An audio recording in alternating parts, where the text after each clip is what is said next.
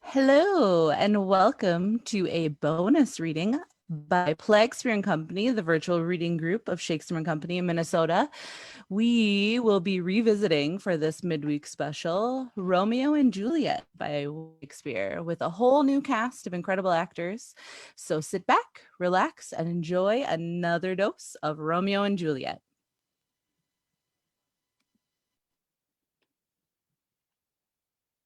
Two households, both alike in dignity, in fair Verona, where we lay our scene, from ancient grudge break to new mutiny, where civil blood makes civil hands unclean. From forth the fatal loins of these two foes, a pair of star-crossed lovers take their life, whose misadventured, piteous overthrows doth with their death bury their parents' strife. The fearful passage of their death-marked love and the continuance of their parents' rage, which but their children's end naught could remove, is now the 2 hours' traffic of our stage, the which, if you with patient ears attend, what here shall miss, our toil shall strive to mend. Gregory, on my word, will not carry coals. No, for then we should be colliers. I mean, and we be a collar, will draw. Aye, while you live, draw your neck out of collar. I strike quickly, being moved. But thou art not quickly moved to strike. A dog of the house of Montague moves me. To move is to stir, and to be valiant is to stand. Therefore, if thou art moved, thou runst away. A dog of that house shall move me to stand. I will take the wall of any man or maid of Montague's. That shows thee a weak slave, for the weakest goes to the wall. 'Tis true, and therefore women, being the weaker vessels, are ever thrust to the wall. Therefore I will push Montague's men from the wall and thrust their maids to the wall. The quarrel is between our masters and us their men. 'Tis all one. I will show myself a tyrant. When I have fought with the men, I will be civil with the maids. I will cut off their heads. The heads of the maids. Aye, the heads of the maids or their maiden heads. Take it in with what thou, since thou wilt. They must take it in sense that feel it. Me they shall feel while I am able to stand, and 'tis known I am a pretty piece of flesh. Oh, 'tis well thou art not fish. If thou hadst, thou hast been poor John. Draw thy tool. Here comes the house of Montagues. My naked weapon is out. Quarrel, I will back thee. How? Turn thy back and run? Fear me not. No, marry, I fear thee. Let us take the law of our sides. Let them begin. I will frown as I pass by, and let them take it as they list. Nay, as they dare, I will bite my thumb at them, which is disgrace to them, and they bear it. Ah. Do you bite your thumb at us, sir? I do bite my thumb, sir. Do you bite your thumb at us, sir? Is the law of our side if I say aye? No. No, sir, I do not bite my thumb at you, sir. But I bite my thumb, sir. Do you quarrel, sir? Quarrel, sir. But if you do, sir, I am for you. I serve as good a man as you. No better. Well, sir? Say better. Here comes one of my master's kinsmen. Yes, better, sir. You lie. Draw if you are men. Gregory, remember thy washing blow. Part, fools! Put up your swords, you know not what you do. What, art thou drawn amongst these heartless hinds? Turn thee, Benvolio, look upon thy death. I do but keep the peace. Put up thy sword, or manage it to part these men with me. What, drawn and talk of peace? I hate the word as I hate hell, all Montagues and thee. Have at thee, coward! What noise is this? Give me my longsword, ho! A crutch? A crutch? Why call you for a sword? My sword, I say! Old Montague has come and flourishes his blade in spite of me. Thou villain Capulet, hold me not, let me go. Thou shalt not stir 1 foot to seek a foe. Rebellious subjects, enemies to peace, profaners of this neighbor-stained steel, will they not hear? What ho, you men, you beasts that quench the fire of your pernicious rage with purple fountains issuing from your veins. On pain of torture, from those bloody hands throw your mistempered weapons to the ground, and hear the sentence of your moved prince. 3 civil brawls bred of an airy word by thee, old Capulet, and Montague, have thrice disturbed the quiet of our streets, and made Verona's ancient citizens cast by their grave beseeming ornaments to wield old partisans in hands as old, cankered with peace, to part your cankered hate. If ever you disturb our streets again, your lives shall pay the forfeit of the peace. For this time, all the rest depart away. You, Capulet, shall go along with me, and Montague, come you this afternoon to know our farther pleasures in this case. To old Freetown, our common judgment place. Once more, on pain of death, all men depart. Set this ancient quarrel new approach. Speak, nephew. Were you by when it began? Here were the servants of your adversary and yours, close fighting ere I did approach. I drew to part them.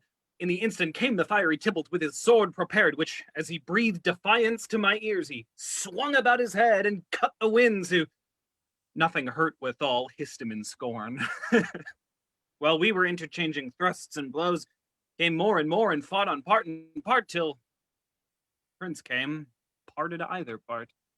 Oh, where is Romeo? Saw you him today?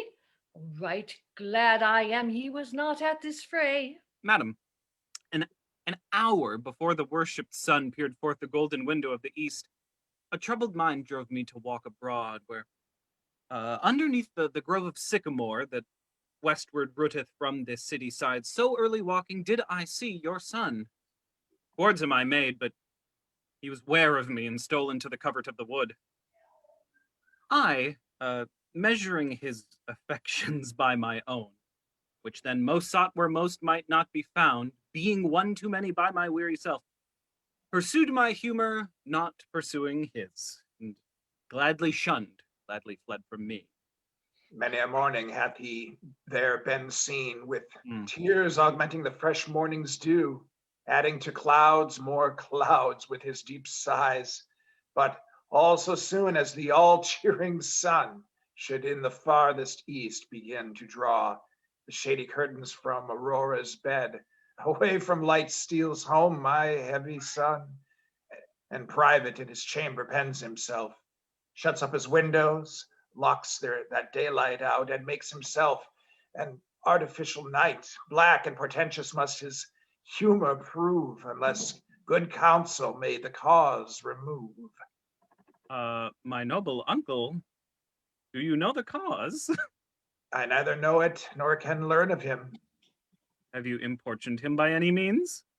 Both by myself and many other friends, but he, his own affections' counselor, is to himself. I will not say how true, but to himself so secret and so close, so far from sounding and discovery, as is the bud bit with an envious worm ere he can spread his sweet leaves to the air or dedicate his beauty to the same. Could we but learn from whence his sorrows grow, we would as willingly give cure as know. Oh, see where he comes. So please you, step aside. I'll know his grievance, or be much denied. I would thou wert so happy by thy stay, to hear true shrift. Come, madam, let's away. Good morrow, cousin. Is the day so young? But new struck 9. I mean, Sad hours seem long.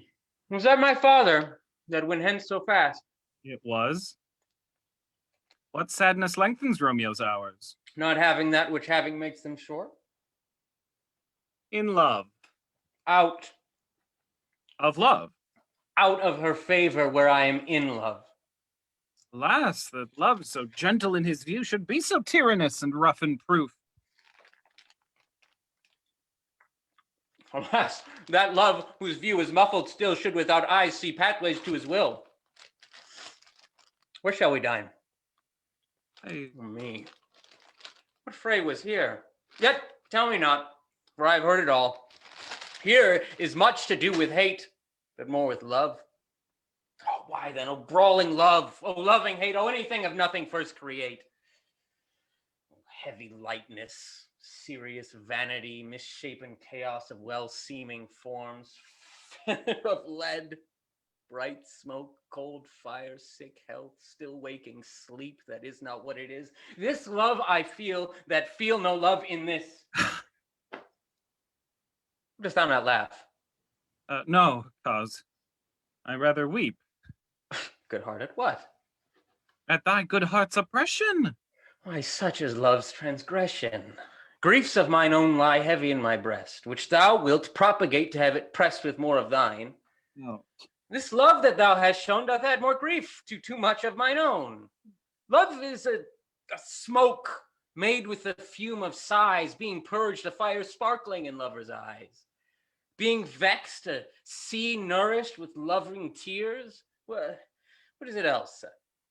A madness, most discreet, a choking gall and a preserving sweet. Farewell, my coz.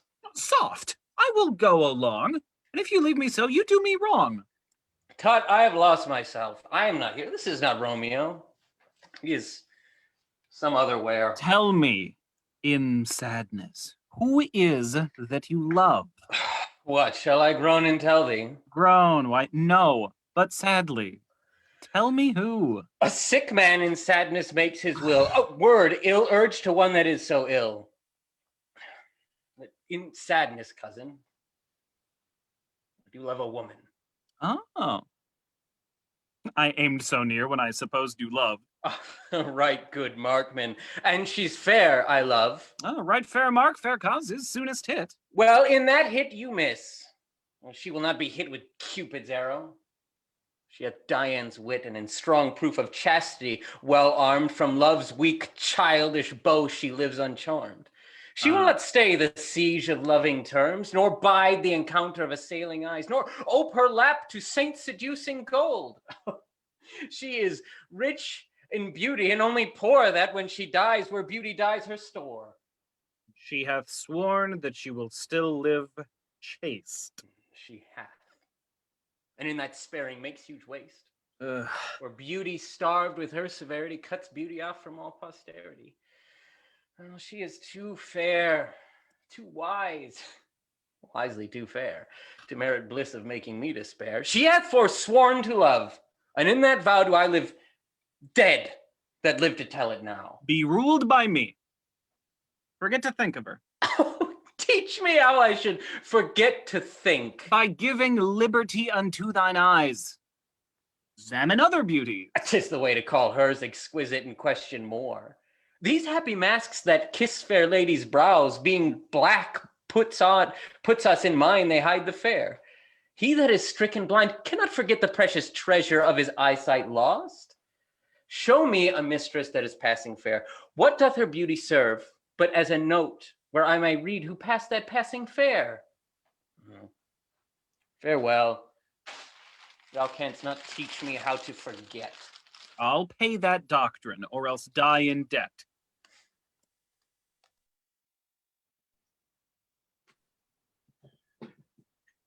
But Montague is bound, as well as I, in penalty alike. It is not hard, I think, for men so old as we to keep the peace. Of honorable reckoning are you both, and pity 'tis you lived at odds so long. But now, my lord, what says you to my suit? But saying o'er what I have said before, my child is yet a stranger in the world. She hath not seen the change of 14 years. Let 2 more summers wither in their pride, ere we may think her ripe to be a bride. Younger than she are happy mothers made. And too soon marred are those so early made. Earth hath swallowed all my hopes but she. She's the hopeful lady of my earth, but woo her, gentle Paris. Get her heart. My will to her consent is but a part. And she agreed, within her scope of choice lies my consent and fair recording voice. This night, I hold an old accustomed feast, whereto I've invited many a guest such as I love, and you among the store, one more most welcome makes my number more. At my poor house look to behold this night earth-treading stars that make dark heaven light. Such comfort as do lusty young men feel when well-apparelled April on the heel of limping winter treads. Even such delight among fresh fennel buds shall you this night inherit at my house. Hear all see, and like her most, whose merit most shall be, which, on more view of many, mine being one, may stand in number, though in reckoning none. Come, go with me. Go, Sirrah, trudge about through fair Verona. Find those persons out whose names are written there, and to them say, my house and welcome on their pleasure stay.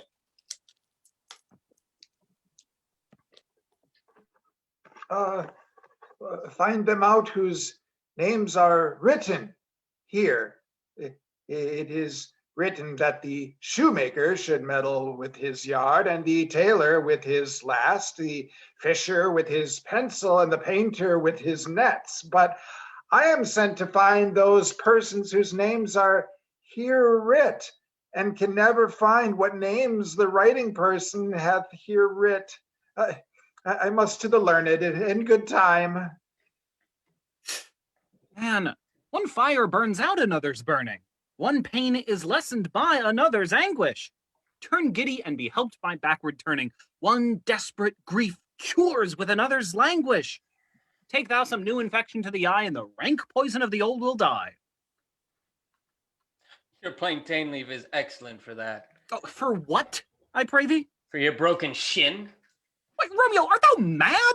Not mad, but bound then is a mad, that bound more than a madman is, shut up in a prison, kept without food, whipped and tormented, and... Yeah. Good evening, good fellow. God, good evening. I pray, sir, can you read? Mine own fortune is in my misery. Perhaps you have learned it without a book. But I pray, can you read anything you see? If I know the letters and the language. Oh, you say honestly. Rest you merry. Stay, fellow. I can read.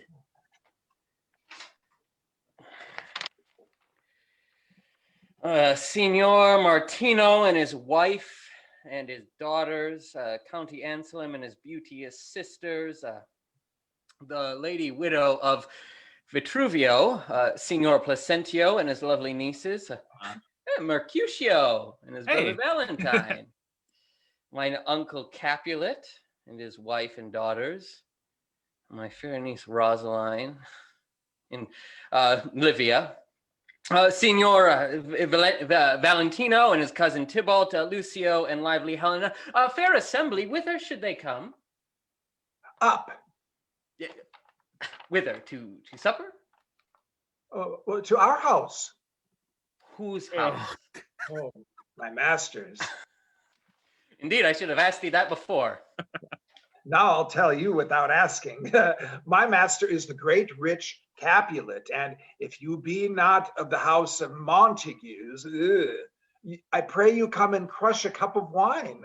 But rest you merry.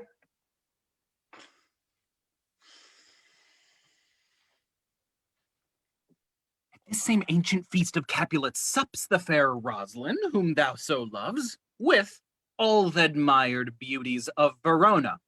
Go thither, and with unattainted eye compare her face with some that I shall show, and I will make thee think thy swan crow. When the devout religion of mine eye maintains such falsehood, then turn tears to fire. And these who often drowned could never die. Transparent heretics be burnt for liars. One fairer than my love. The all-seeing sun ne'er saw her match since first the world begun. You saw her fair, none else being by. Herself poised with herself in either eye. But in that crystal scale, let there be weighed your lady's love against some other maid, that I will show you shining at this feast, and she shall scant show well that now seems best. I'll go along. No such sight to be shown, but to rejoice in splendor of mine own.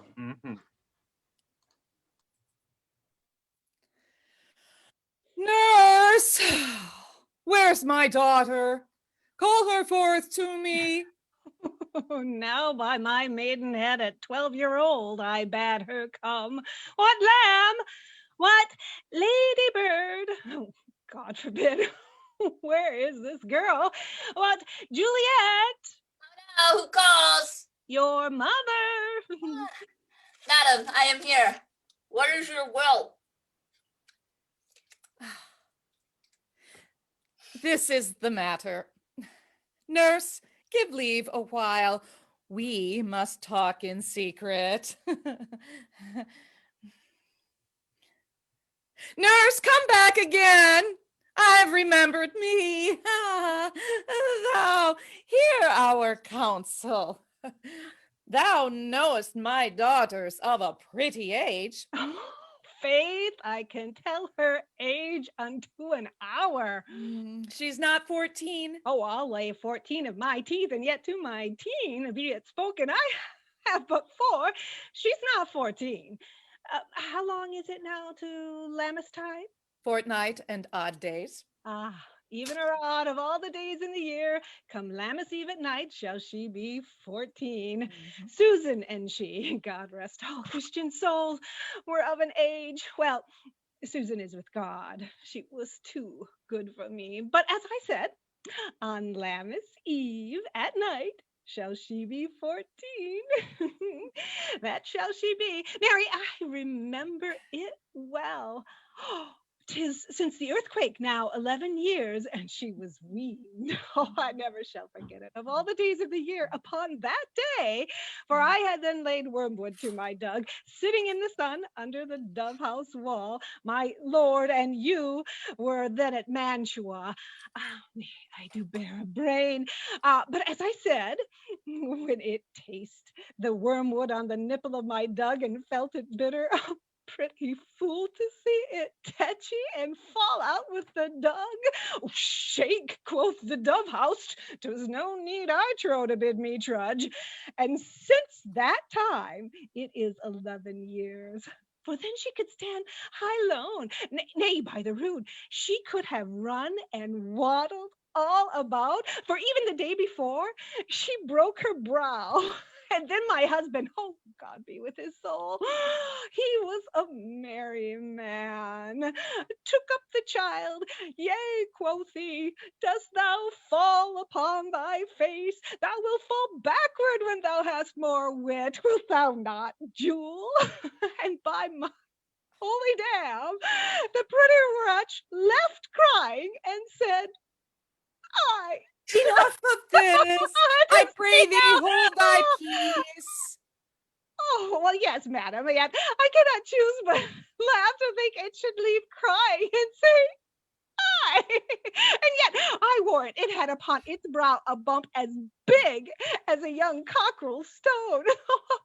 Perilous knock, and it cried bitterly. Oh, yea, quoth my husband, fallst upon thy face, thou wilt fall backward when thou comest to age, wilt thou not, Jewel? Oh, it stinted and said, I. Stint thou too, I pray thee, nurse, say I. Oh, peace, I have done. God mark thee to his grave. Thou wast the prettiest maid that ever I nursed, and I might live to see thee married once. So I have my wish. Mary! That Mary is the very theme I came to talk of. Tell me, daughter Juliet, how stands your disposition to be married? It is an honor that I dream not of. Oh, an honor. Were not I thine only nurse, I would say thou had sucked wisdom from thy teat. Well, think of marriage now. Younger than you, here in Verona, ladies of esteem are made already mothers. By my count, I was your mother much upon these years that you now are a maid.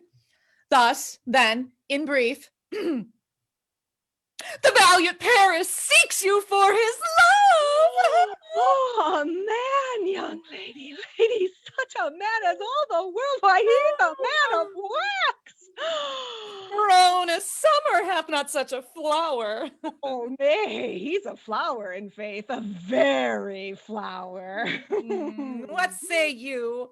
Can you love the gentleman? This night you shall behold him at our feast, read o'er the volume of young Paris's face, and find delight writ there with beauty's pen.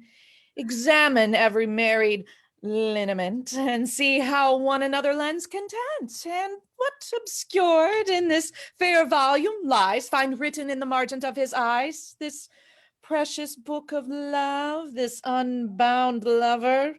To beautify him only lacks a cover. The fish lives in the sea, and 'tis much pride for fair without the fair within to hide. That book in many's eyes doth share the glory that in gold clasped locks in the golden story. So shall you share all that he doth possess, by having him, making yourself no less. Oh, no less? Oh, nay, bigger. Women grow by men. Speak briefly. Can you like of Paris's love? I'll look to like, if looking liking move. But no more deep will I endart mine eye than your consent gives strength to make it fly. Madam, the guests are come, supper served up. You called, my young lady asked for, the nurse cursed in the pantry, and everything in extremity. I must hence to wait, I beseech you, follow straight. Oh, we follow thee. Juliet, the county stays. Go, girl, seek happy nights to happy days.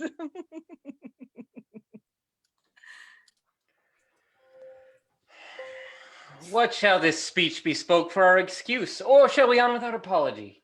No, the date is out of such prolixity. We'll have no Cupid hoodwinked with a scarf bearing a Tartar's painted bow of laths, scaring the ladies like a crow keeper, nor no without book prologue, faintly spoke after the prompter for our entrance. But let them measure us by what they will. We'll measure them a measure, then be gone. Give me a torch. Now, I am not for this ambling, being but heavy, I will bear the light. Nay, gentle Romeo, we must have you dance. Not I, leave me. You have dancing souls with dancing shoes with nimble soles. I have a soul of lead, which stakes me to the ground. I cannot move. You are a lover. Borrow Cupid's wings and soar with them above a common bound. Oh, I am too sore impierced with his shaft to soar with his light feathers, and so bound, I cannot bound a pitch above dull woe. Under love's heavy burden do I sink. And to sink in it should you burden love, too great oppression for a tender thing. Is love a tender thing? It is too rough, too rude, too boisterous. Pricks like thorns. If love be rough with you, be rough with love. Prick love for pricking, and you beat love down. Give me a case to put my visage in, a visor for advisor. What care I, what curious eye doth coat deformities? Here or the beetle brows shall blush for me. Knock and enter. No sooner in but every man, but take him to his legs. A torch for me. Let wantons light of heart tickle the senseless rushes with their heels, for I am proverb with a grandsire phrase. I'll be a candle holder and look on. The game was ne'er so fair, and I am done. Done's the mouse, the constable's own word. If thou art done, we'll draw thee from the mire, or save your reverence love, wherein thou stickest up to the ears. Come, we burn daylight, ho! Nay, 'tis not so. I mean, sir, in delay, we waste our lights in vain. Lights by day. Take our good meaning, for our judgment sits 5 times in that air out once in our 5 wits. And we mean well in going to this mask, but 'tis no wit to go. Why, may one ask? Oh, I dreamt a dream tonight. Oh. And so did I. Oh, well, what was yours? That dreamers often lie. Oh, in bed asleep. Well, they do dream things true. Oh, then I see Queen Mab hath been with you. She is the fairy's midwife, and she comes in shape no bigger than an agate stone on the forefinger of an alderman, drawn with a team of little atomi o'er men's noses as they lie asleep. Her wagon spokes made of long spinner's legs, the cover of the wings of grasshoppers, her traces, the smallest spider web. Her collars of the moonshine's watery beams, her whip of cricket's bone, the lash of film, the wagoner, a small gray-coated gnat, not half so big as our own little worm, pricked the lazy little finger of a maid. Her chariot is an empty hazelnut, made by the joiner squirrel or old grub, time out of mind the fairies' coachmakers. And in this state, she gallops night by night through lovers' brains, and then they dream of love. Or courtiers' knees that dream on curtsies straight, or lawyers' fingers who straight dream on fees, or ladies' lips who straight on kisses dream, which oft the angry mad with their blisters plagues, because their breaths with sweetmeats tainted are.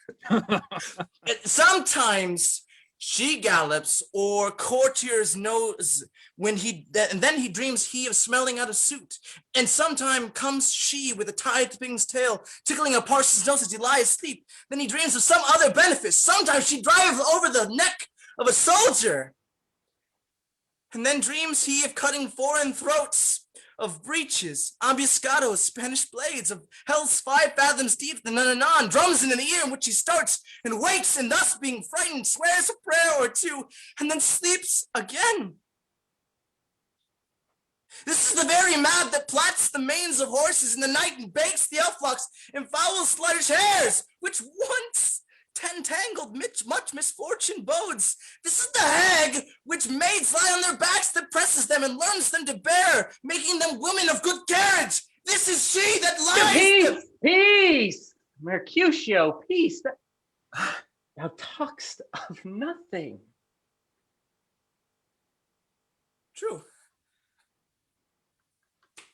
I speak of dreams, which are the children of an idle brain, begot of nothing but vain fantasy, which is as thin a substance as the air, and more inconstant than the wind, who woos even now the frozen bosom of the north, and being angered puffs away from thence, turning to his side to the dew-dropping south. This wind you talk of blows us from ourselves. Supper's done. We'll come too late.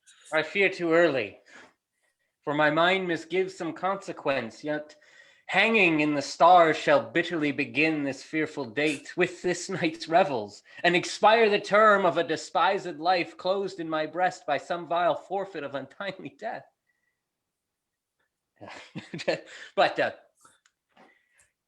he that hath the steerage of my course, direct my sail, eh? On, lusty gentlemen! Strike drum!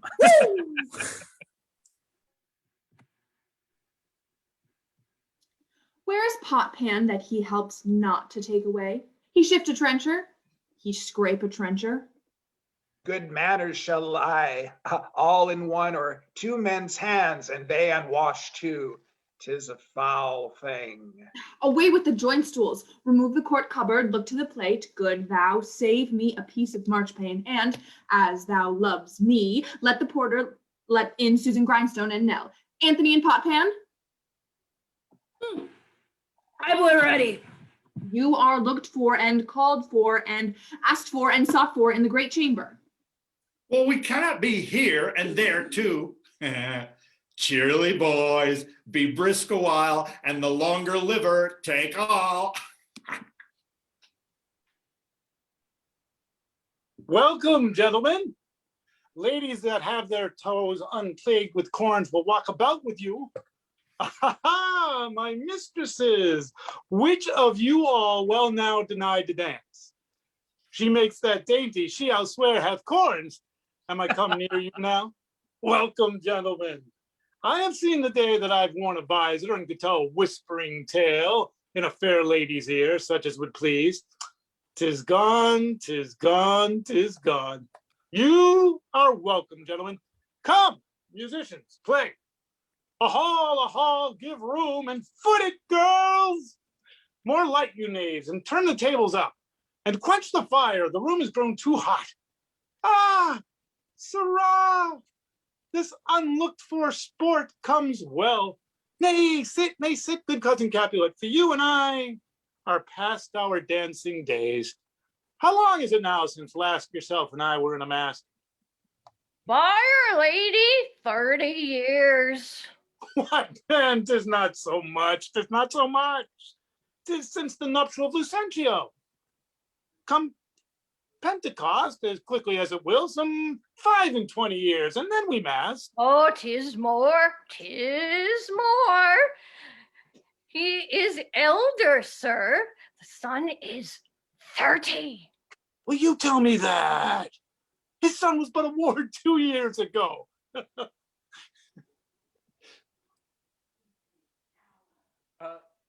What lady's that which doth enrich the hand of yonder knight? I know not, sir.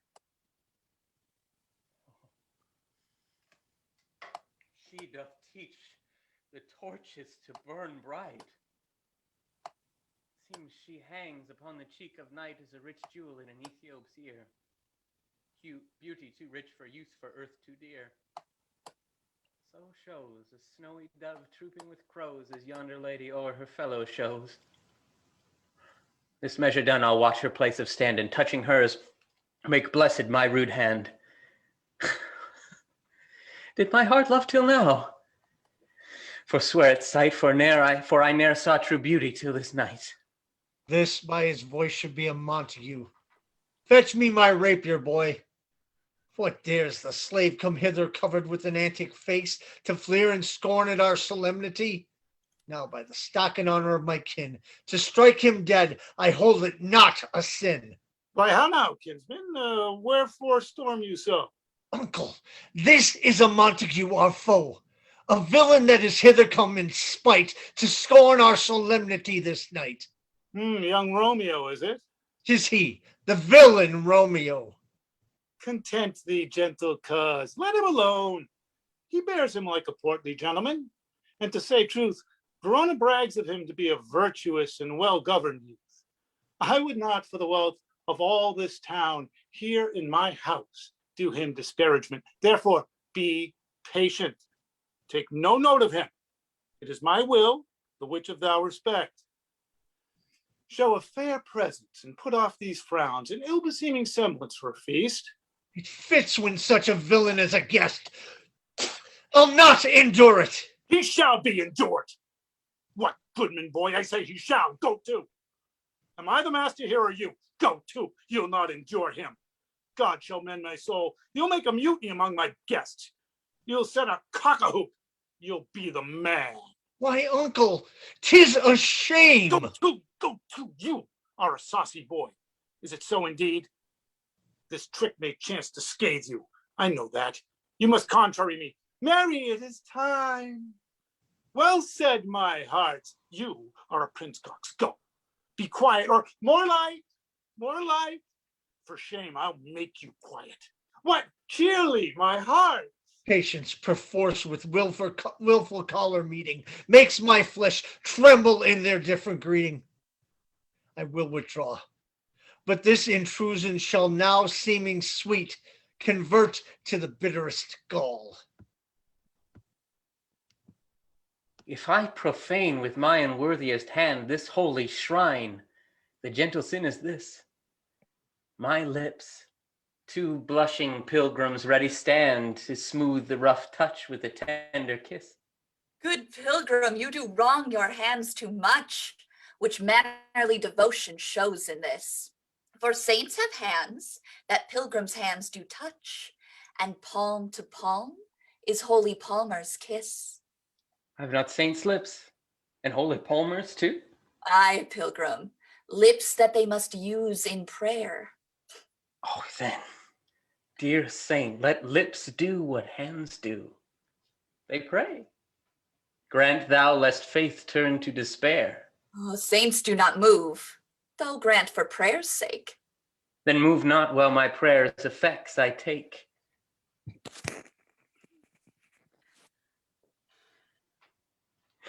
Thus from my lips by thine, my sin is purged. Then have my lips the sin that they have took. Sin from my lips? Oh, trespass sweetly urged.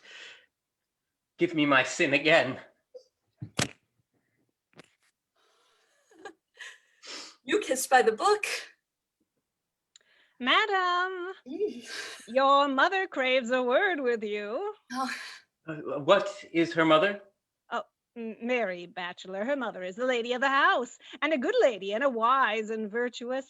I nursed her daughter that you talked withal. I tell you, he that can lay hold of her shall have the chinks. Is she a Capulet? Oh, dear account, my life is my foe's debt. Away, begone, the sport is at its best. Aye, so I fear, the more is my unrest. Nay, gentlemen, prepare not to be gone. We have a trifling foolish banquet towards. Is even so? Why then, I thank you all. I thank you, honest gentlemen. Good night. More torches here. Oh, come on then, let's to bed. Oh, sirrah, by my fay, it waxes late. I'll to my rest. Come hither, nurse. What is yond gentleman? The son and heir of old Tiberio. No. What's he that is now going out of door? Oh, Mariette, that I think be young Petruchio. Ugh. What's he that follows here that would not dance? I know not. Go ask his name. If he be married, my grave is like to be my wedding bed. His name is Romeo and a Montague, the only son of your great enemy. My only love sprung from my only hate. Too early seen unknown and known too late. Oh, prodigious birth of love it is to me that I must love a loathed enemy. What's this? What's this? Oh, a rhyme I learned, even now of one I danced withal. Juliet! Anon, anon. Come, let's away. The strangers are all gone. Now old desire doth in his deathbed lie, and young affection gapes to be his heir. That fair for which loved grown for and would die, with tender Juliet matched, is now not fair. Now Romeo is beloved and loves again, alike bewitched by the charm of looks, but to his foe supposed he must complain, as she steals love's sweet bait from fearful hooks. Being held a foe, he may not have access to breathe such vows as lovers used to swear, and she, as much in love, her means much less to meet her new beloved anywhere. But passion lends them power, time means to meet, tempering extremities with extreme sweet.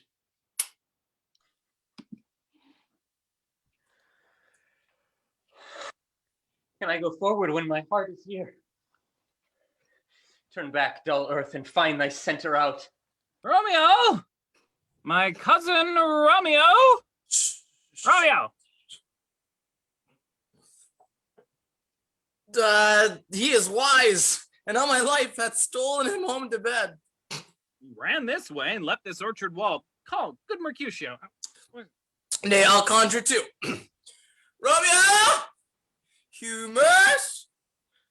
Madman! Lover! Passion! Appear thou in the likeness of a sigh. Speak but one rhyme, and I am satisfied. Cry but I, me! Pronounce but love and dove! Speak to my gossip Venus one fair word, one nickname for a pure blind son and heir. Young Abraham Cupid, he that shot so trim when King Capulet loved the beggar maid. He heareth not, he stirreth not, he moveth not. The ape is dead, and I must conjure him. I conjure thee by Rosaline's bright eyes, by her high forehead and scarlet lip, her fine foot, straight leg, quivering thigh, and their demness that adjacent there lie. That in thy likeness thou appear to us. To hear thee, thou wilt anger him. This cannot anger him. 'Twould anger him to raise a spirit in his mistress' circle of some strange nature. There stand till that he had laid it and conjured it down. That were some spite. My invocation is fair and honest. In his mistress' name, I conjure only but to raise him up. He hath hid himself amongst these trees to be consorted with the humorous knight. Blind is his love, and best befits the dark. If love be blind, love cannot hit the mark. Now will he sit under a medlar tree and wish his mistress wore that kind of fruit, as maids call medlars when they laugh alone. Oh, Romeo! That she were, that she were an open arse through a poprin pear. Romeo! Good night! Yeah. Out to my truckle bed. This field bed is too cold for me to sleep. Come, shall we go? Go then. 'Tis in vain to seek him here that means not to be found.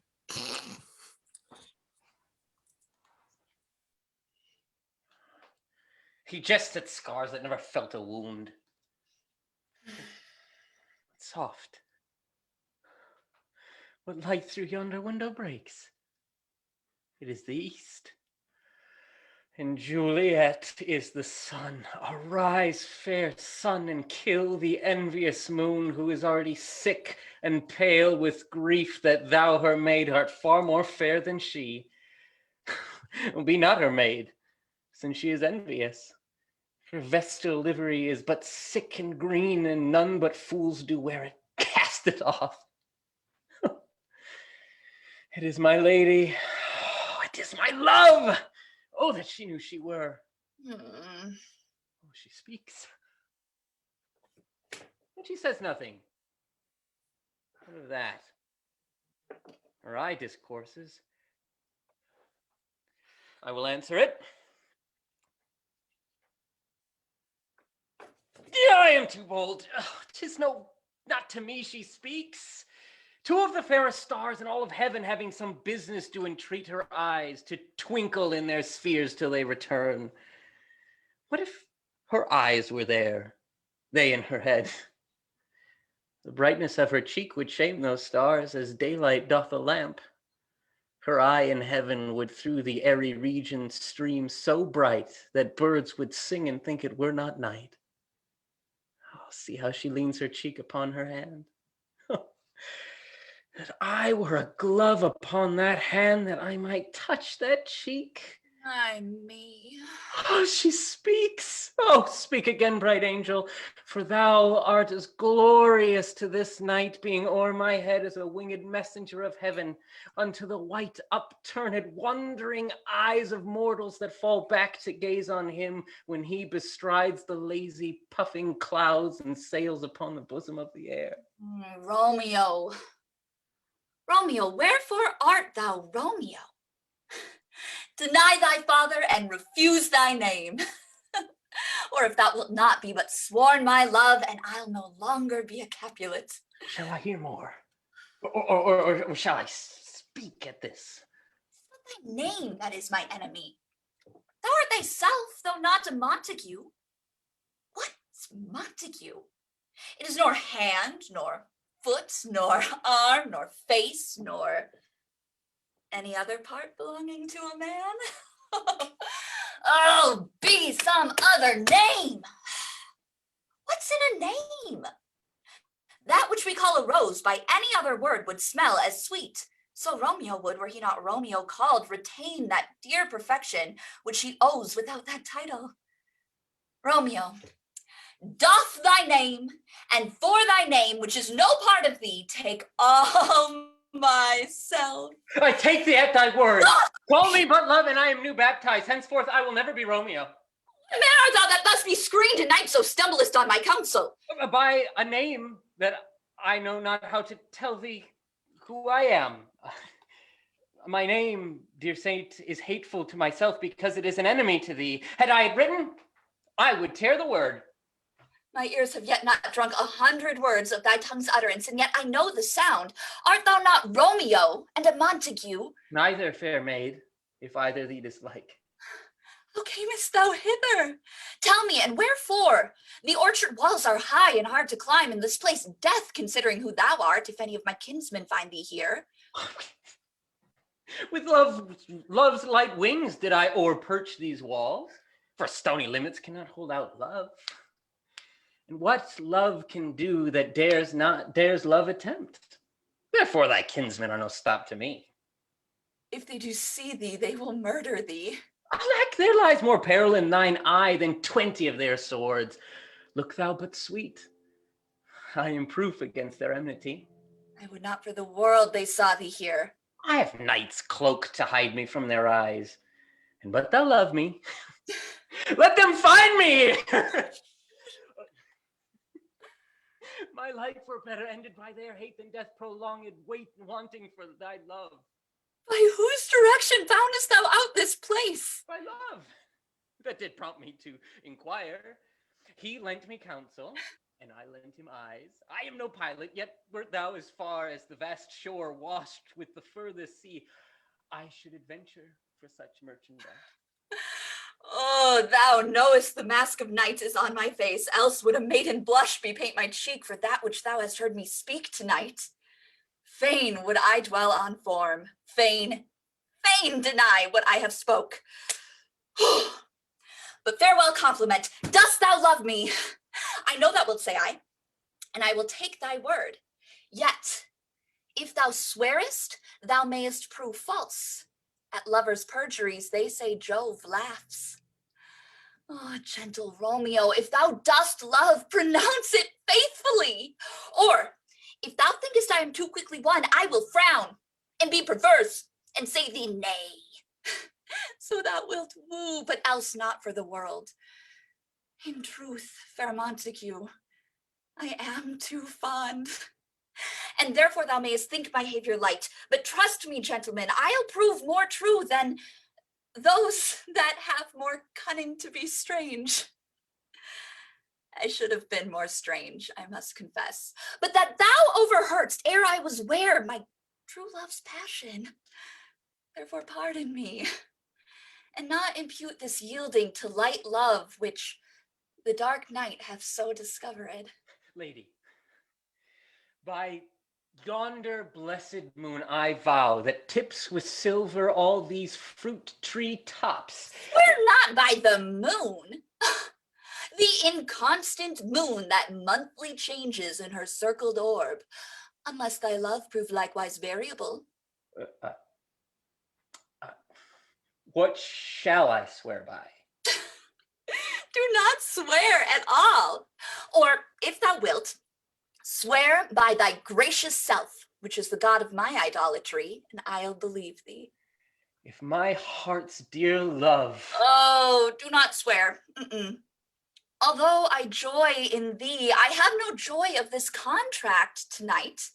It is too rash, too unadvised, too sudden, too like the lightning which doth cease to be ere one can say it lightens. Sweet, good night. This bud of love by summer's ripening breath may prove a beauteous flower when next we meet. Good night. Good night, as sweet repose and rest come to thy heart as within my breast. Oh, thou leave me so unsatisfied. What satisfaction canst thou have tonight? The exchange of thy love's faithful vow for mine. I gave thee mine before thou didst request it, and yet I would it were to give again.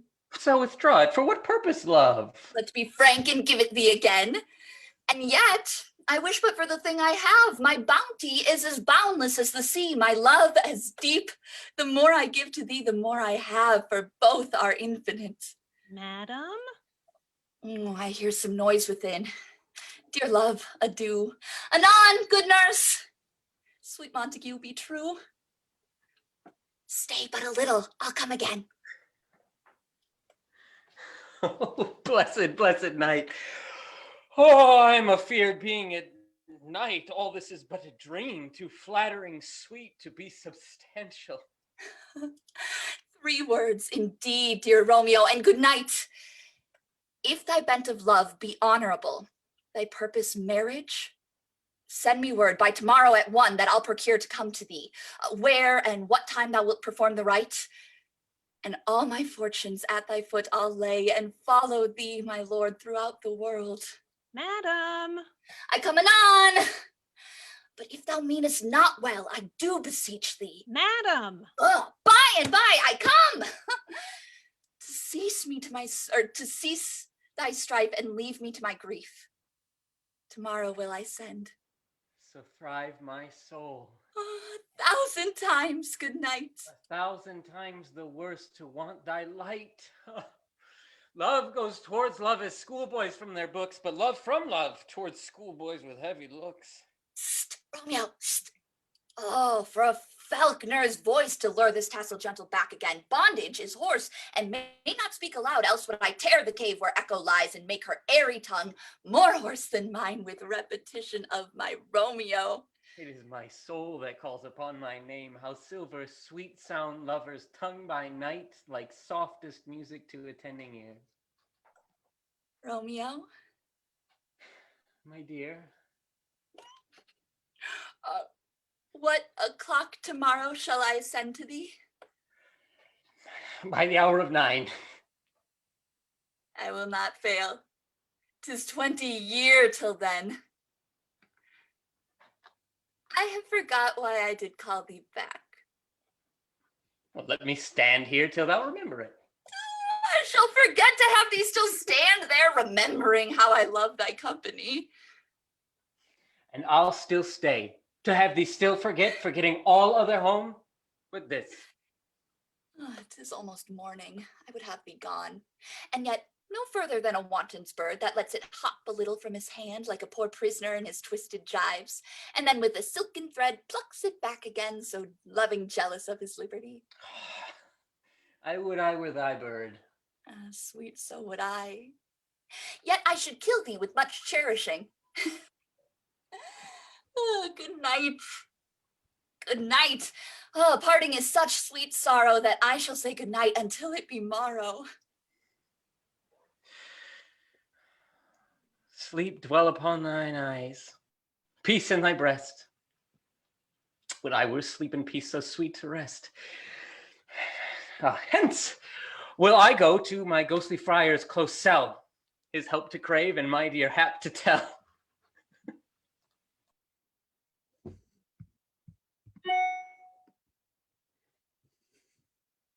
The gray-eyed morn smiles on the frowning night, checkering the eastern clouds with streaks of light, and flecklit darkness like a drunkard reels from forth day's path and Titan's fiery wheels.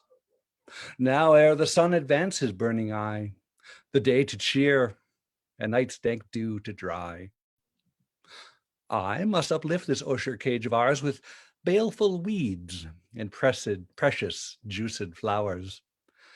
The earth that's nature's mother is her tomb. What is her burying grave? That is her womb. And from her womb, children of divers kind, we, sucking on her natural bosom, find many for many virtues excellent, none for some, yet all different. Oh, mickle is the powerful grace that lies in plants, herbs, and stones, and their true qualities. For not so vile that on the earth doth live, but to the earth some special good doth give. Nor not so good, but strained from that use, revolts from true birth, stumbling on abuse. Virtue itself turns vice being misapplied, and vice sometimes by action dignified. Within the infant rind of this weak flower, poison hath residence and medicine power. For this, being smelt, with that part cheers each part, being tasted, stays all senses with the heart. Two such opposed kings encamp them still in a man, as well as herbs, grace and goodwill. And where the worser is predominant, full soon the canker death eats up that plant. Good morrow, Father. Benedicite! What early tongue so sweet saluteth me? Young son, it argues a distempered head so soon to bid good morrow to thy bed. Care keeps his watch in every old man's eye, and where care lodges, sleep will never lie. But where unbruised youth with unstuffed brain doth couch his limbs, there gold sleep doth reign. Therefore thy earliness doth assure me thou art unproused with some distemperature. Or if not so, then I hit it right. Our Romeo hath not been in bed tonight. The last is true. The sweeter rest was mine. Pardon, sin. Wast thou with Rosaline? Rosaline? My ghostly father? No! I forgot that name, and that name's woe. That's my good son. But where hast thou been then? I'll tell thee, ere thou ask me again. I have been feasting with mine enemy, whereon a sudden one hath wounded me that's by me wounded. Both are remedies, within thy help and holy physic lies. I bear no hatred, blessed man, for lo, my intercession likewise steads my foe. Be plain, good son, and homely in thy drift. Riddling confession finds but riddling shrift. Then plainly, no. My dear heart's dear love is set on the fair daughter of rich Capulet. And as mine on hers, so hers is set on mine, and all combined, save that what thou must combine by holy marriage. When and where and how we met, we wooed, and must exchange a vow, I'll tell thee as we pass. But this I pray, that thou consent to marry us today. Holy Saint Francis! What a change is here! Is Rosaline that thou didst love so dear, so soon forsaken? Young men's love then lies not truly in their hearts, but in their eyes. Jesu Maria, what a deal of brine hath thy shallow cheeks for Rosaline! How much salt water thrown away in waste to season love that of it did not taste! The sun, not yet thy sighs, from heaven clears thy old groans, yet ringing in my ancient ears. Lo, here, upon thy cheek, the stain doth sit of an old tear that is not washed off yet. If ever thou wast thyself, and these woes thine, thou and these woes were all for Rosaline. And art thou changed? Pronounce this sentence then. Women may fall when there's no strength in men. Thou chidest me oft for loving Rosaline. For doting, not loving, pupil mine. And badst me bury love. Not in a grave to lay one in, another out to have. I pray thee, chide me not. Her I love now, doth grace for grace and love for love allow. The other did not so. Oh, she knew well thy love did read by rote that could not spell. But come, young waverer, come, go with me. In one respect, I'll thy assistant be, for this alliance may so happy prove to turn your household's rancor to pure love. Let us hence, I stand on sudden haste. Wisely and slow, they stumble that run fast.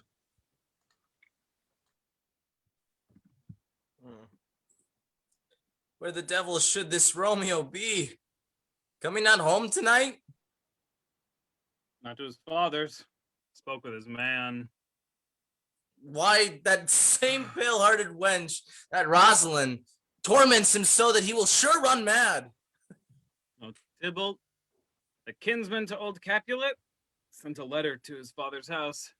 A challenge on my life. Romeo will answer it. Any man that can write may answer a letter. Nay, he will answer the letter's master. How he dares being dare. alas, poor Romeo, he is already dead. Stabbed with a white wench's black eye, run through the ear with a love song, the very pin of his heart cleft, the blind bow boy's butt shaft. And is he a man to encounter Tybalt? Why, what is Tybalt? More than a prince of cats, so he's the courageous captain of compliments. He fights as you sing prick song, keeps time, distance, and proportion. He rests in minim rests, 1, 2, and a third in the bosom. The very butcher of a silk button, a duelist of the gentleman of the very first house of the first and second cause, and the immortal Basado, the punto reverso, the hey! What? The pox of such antic, lisping, affecting, pantisms. These new tuners of accent, by Jesu, a very good blade, a very tall man, a very good whore. Why, is this not a lamentable thing, grandsire? We should be thus affected by these strange flies, these fashion mongers, these pardon me's who stand on so much a new form that they cannot sit at ease on the old bench? Oh, their bones. Oh, here comes Romeo. Without his roe, like a dried herring. Oh, flesh, how art thou fishified?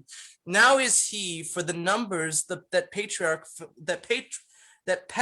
flowed in. Laura to his lady was a kitchen wench. Mary, she had a better love to berhyme her. Diddle-a-dody, Cleopatra a gypsy, Helen and Hero hiding in harlots, Thisbe a grey eye or so, but not to the purpose. Signor Romeo, bonjour, there's a French salutation to your French shop. You gave us such the counterfeit fairly last night. Good morrow to you both. What counterfeit did I give you?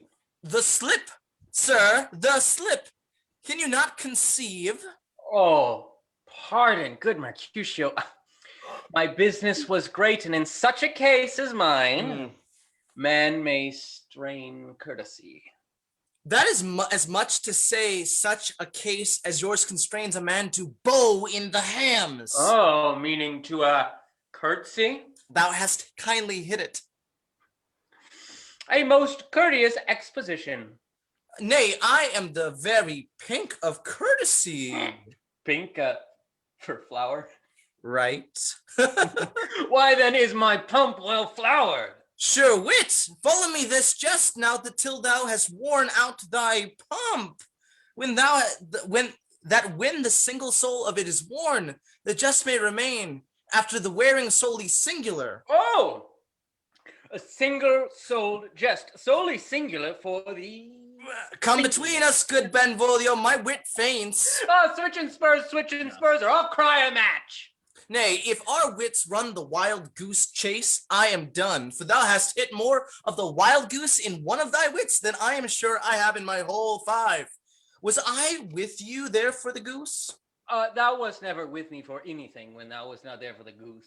I will bite thee by the ear for that jest. Oh, nay, good goose, bite not. Thy wit is very bitter-sweeting. It is a most sharp sauce. And is it not then well served with a sweet goose? Oh, there's the wit of Chevreul that stretches from an inch narrow to an ell broad. I stretch it out for the word broad, which added to the goose proves the far and wide a broad goose. Why is this not better now than groaning for love?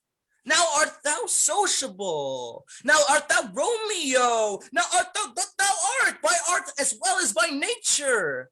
For this driveling love is like the great natural that runs lolling up and down to hide his bauble in a hole. Stop there. Stop there. Thou desirest me to stop in my tale against the hair? Thou wouldst else have made thy tail large. Oh, thou art deceived. I would have made it short, for I was come to the whole depth of my tale, and I meant indeed to occupy the argument no longer.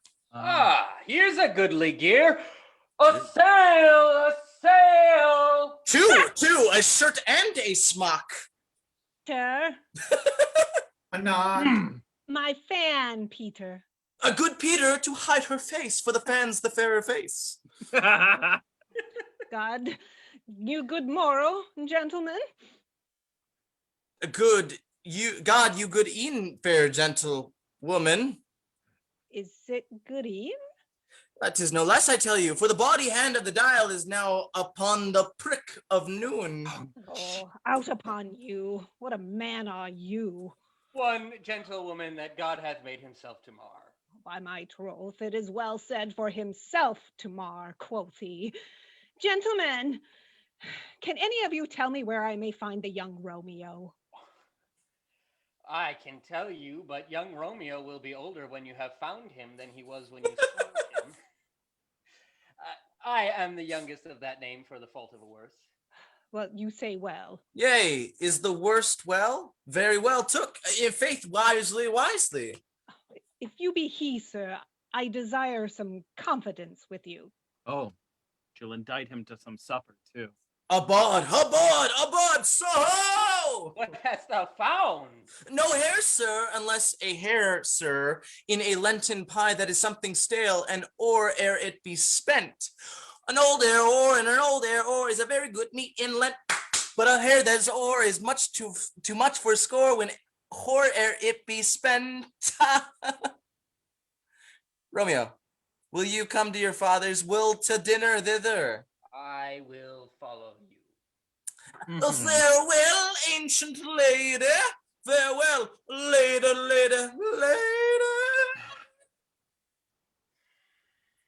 I pray you, sir, what saucy merchant was this that was so full of his ropery? A gentleman nurse that loves to hear himself talk, and will speak more in a minute than he will stand to in a month. And he speak anything against me, I'll take him down anywhere lustier than he is, and 20 such jacks. And if I cannot, I'll find those that shall. Scurvy knave, I am none of his flirt gills, I am none of his skeins mates. And thou must stand by too and suffer every knave to use me at his pleasure? I saw no man use you at his pleasure. If I had, my weapon should quickly have been out. I warrant you, I dare draw as soon as another man, if I see occasion for good quarrel, and the law on my side. Now, fore God, I am so vexed that every part about me quivers. Oh, scurvy knave. Pray you, sir, a word. And as I told you, my young lady bid me inquire you out. What she bid me say, I will keep to myself. But first, let me tell you, if you should lead her in a fool's paradise, as they say, it were a very gross kind of behavior, as they say. For the gentlewoman is young, and therefore, if you should deal double with her, truly it were an ill thing to be offered to any gentlewoman, and very weak dealing. Nurse, commend me to thy lady and mistress. I protest unto thee that... Good heart! Oh, and i' faith I will tell her as much. Oh, Lord, she will be a joyful woman. What wilt thou tell her, nurse? Thou dost not mark me. Oh, I will tell her, sir, that you do protest, which, as I take it, is a gentlemanlike offer. Bid her devise some means to come to Shrift this afternoon, and there she shall, at Friar Laurence's cell, be shrived and married. Here's for thy pains. No, truly, sir, not a penny. Oh, go to, I say you shall. What? Okay. This afternoon, sir, well, she shall be there. Oh, and stay, good nurse, behind the abbey wall. Within this hour, My man shall be with thee, and bring thee cords made like a tackled stair, which to the high topgallant of my joy must be my convoy in the secret night. Farewell. Be trusty, and I'll quit thy pains. Farewell. And commend me to thy mistress. And now, God in heaven bless thee. Oh, hark you, sir. What sayest thou, my dear nurse? Is your man secret? Did you ne'er hear say, two may keep counsel, putting one away? Oh, warrant thee, my man's as true as steel. Well, sir, my mistress is the sweetest lady. Lord, when 'twas a little prating thing. Oh, there is a nobleman in town, one Paris, that would fain lay knife aboard, but she, good soul, had as lief see a toad, a very toad, see him. I anger her sometimes and tell her that Paris is the properer man, but I'll warrant you, when I say so, she looks as pale as any clout in the versal word. But doth not Rosemary and Romeo begin both with a letter? Aye, nurse. What of that? Both with an R. Oh, mocker. That's the dog name. R is for the...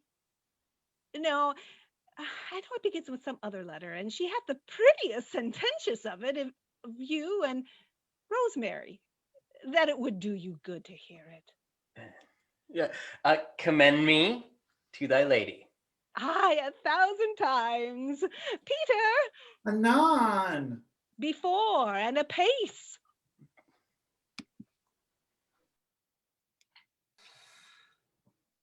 The clock struck 9 when I did send the nurse. In half an hour she promised to return. Perchance she cannot meet him. No, that is not so. Oh, she is lame. Love's heralds should be as thoughts, which 10 times faster glides than the sun's beams, driving back shadows over lowering hills. Therefore do nimble pinioned doves draw love, and therefore hath wind-swift Cupid wings. Now is the sun upon the highmost hill of this day's journey, and from 9 till 12 is 3 long hours, and she is not come. Had she affections and warm, youthful blood, she would be as swift in motion as a ball. My words would bandy her to my sweet love, and his to me. But old folks, many fain as they were dead, unwieldy, slow, heavy, and pale as lead. Oh, God, she comes. Oh, honey nurse, what news? Hast thou met with him? Send thy man away. Peter, stay at the gate. Now, good sweet nurse. Oh Lord, why lookest thou sad? Though news be sad, yet tell them merrily. If good, thou shamest the music of sweet news by playing it to me with so sour a face. I am a-weary. Give me leave a while. Fie, how my bones ache. What a jaunt have I. I would thou hadst my bones, and I thy news.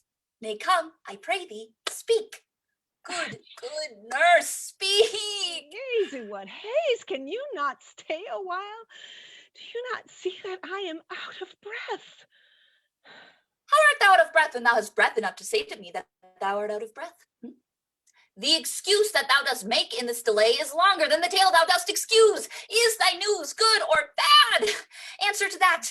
Say either, and I will stay the circumstance. Just let me be satisfied. Is't good or bad? Well, you have made a simple choice. You know not how to choose a man. Romeo. No, not he, though his face be better than any man's.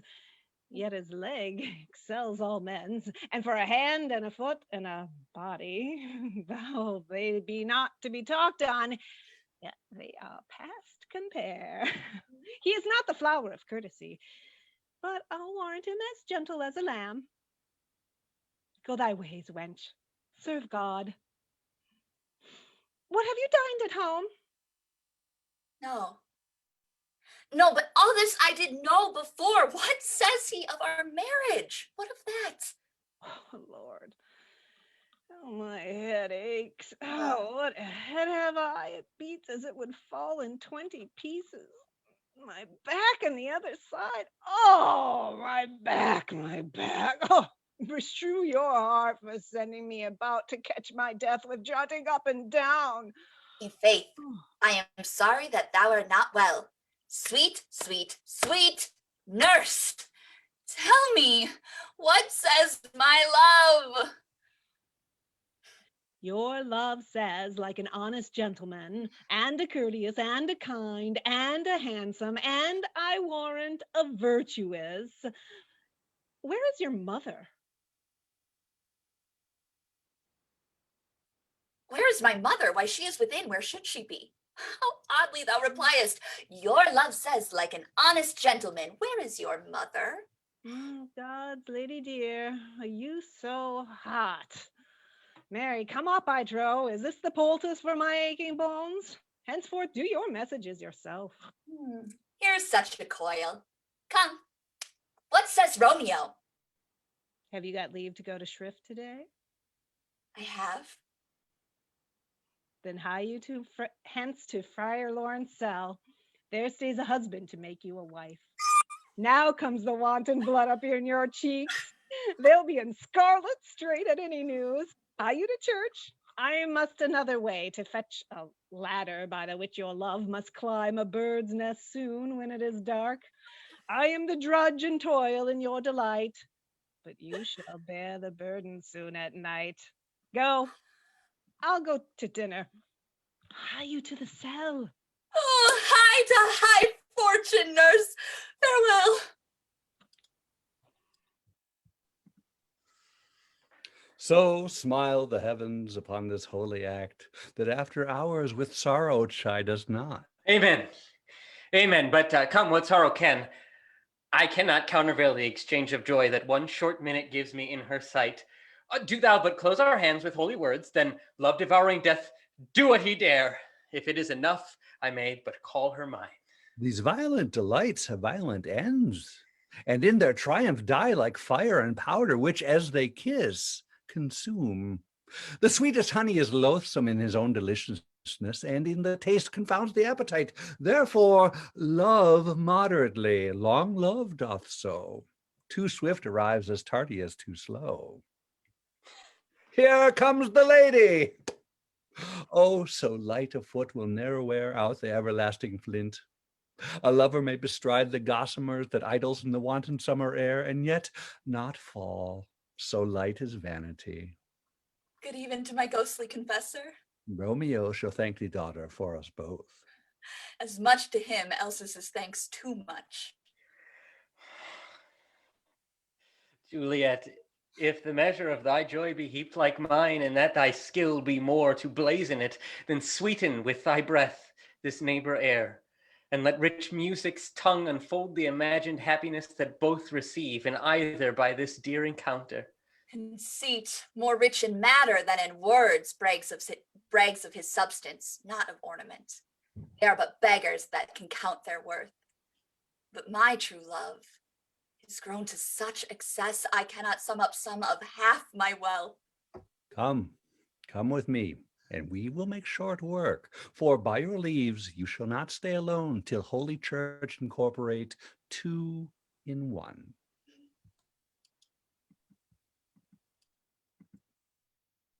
I pray thee, good Mercutio, let's retire. The day is hot. The capels are abroad, and if we meet, we shall not escape a brawl. Now these hot days is the mad blood stirring.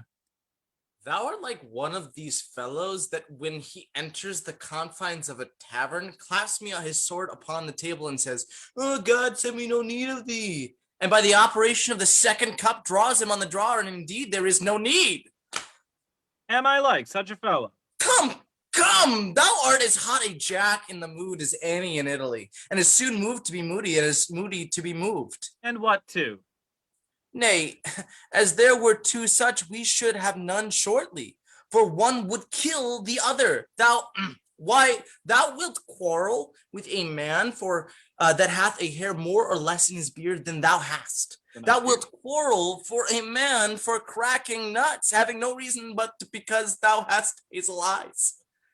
What eye hath such an eye would spy out such a quarrel?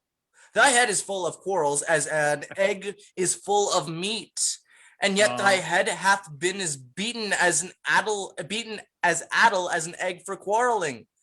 Thou hast quarreled with a man for coughing in the street because he hath wakened thy dog that hath lain asleep in the sun. Didst thou not fall out with a tailor for wearing a new doublet before Easter, with another for tying his new shoes with an old ribbon? And yet thou wilt tutor me from quarreling? An I were apt to quarrel as thou art, any man should by the fee simple of my life for an hour and a quarter. A fee simple? Oh, simple. Oh, by my head, here comes the Capulets. By my heel, I care not. Follow me close, for I will speak to them. Gentlemen, goody goody and a word with one of you. And but one word with one of us, couple it with something, make it a word and a blow.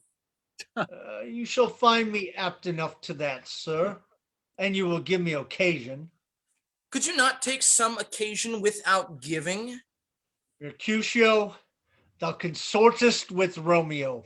Consort? What dost thou make us minstrels? And thou makes minstrels of us. Look to hear nothing but discords. Here's my fiddlestick. Here's that shall make you dance. Zoons, consort. We talk here in the public haunt of men.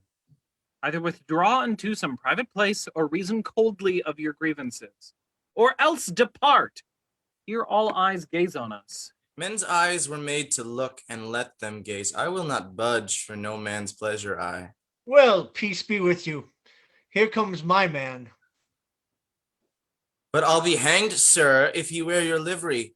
Mary, go before to field. He'll be your follower. Your worship in that sense may call him man.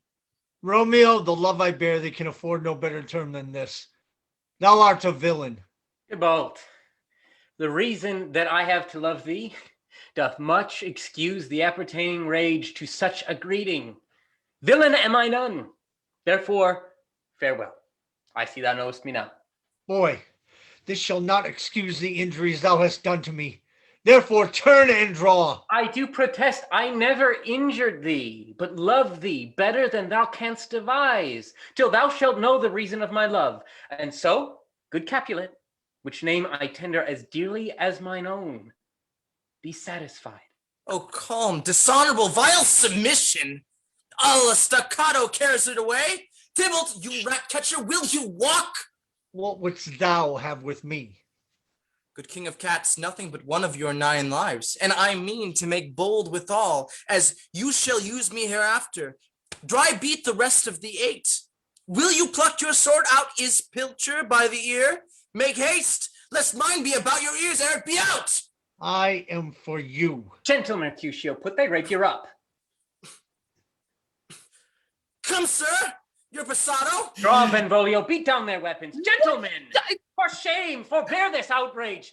Tybalt, Mercutio, the prince hath expressly forbid this bandying in Verona street. Hold, Tybalt, good Mercutio.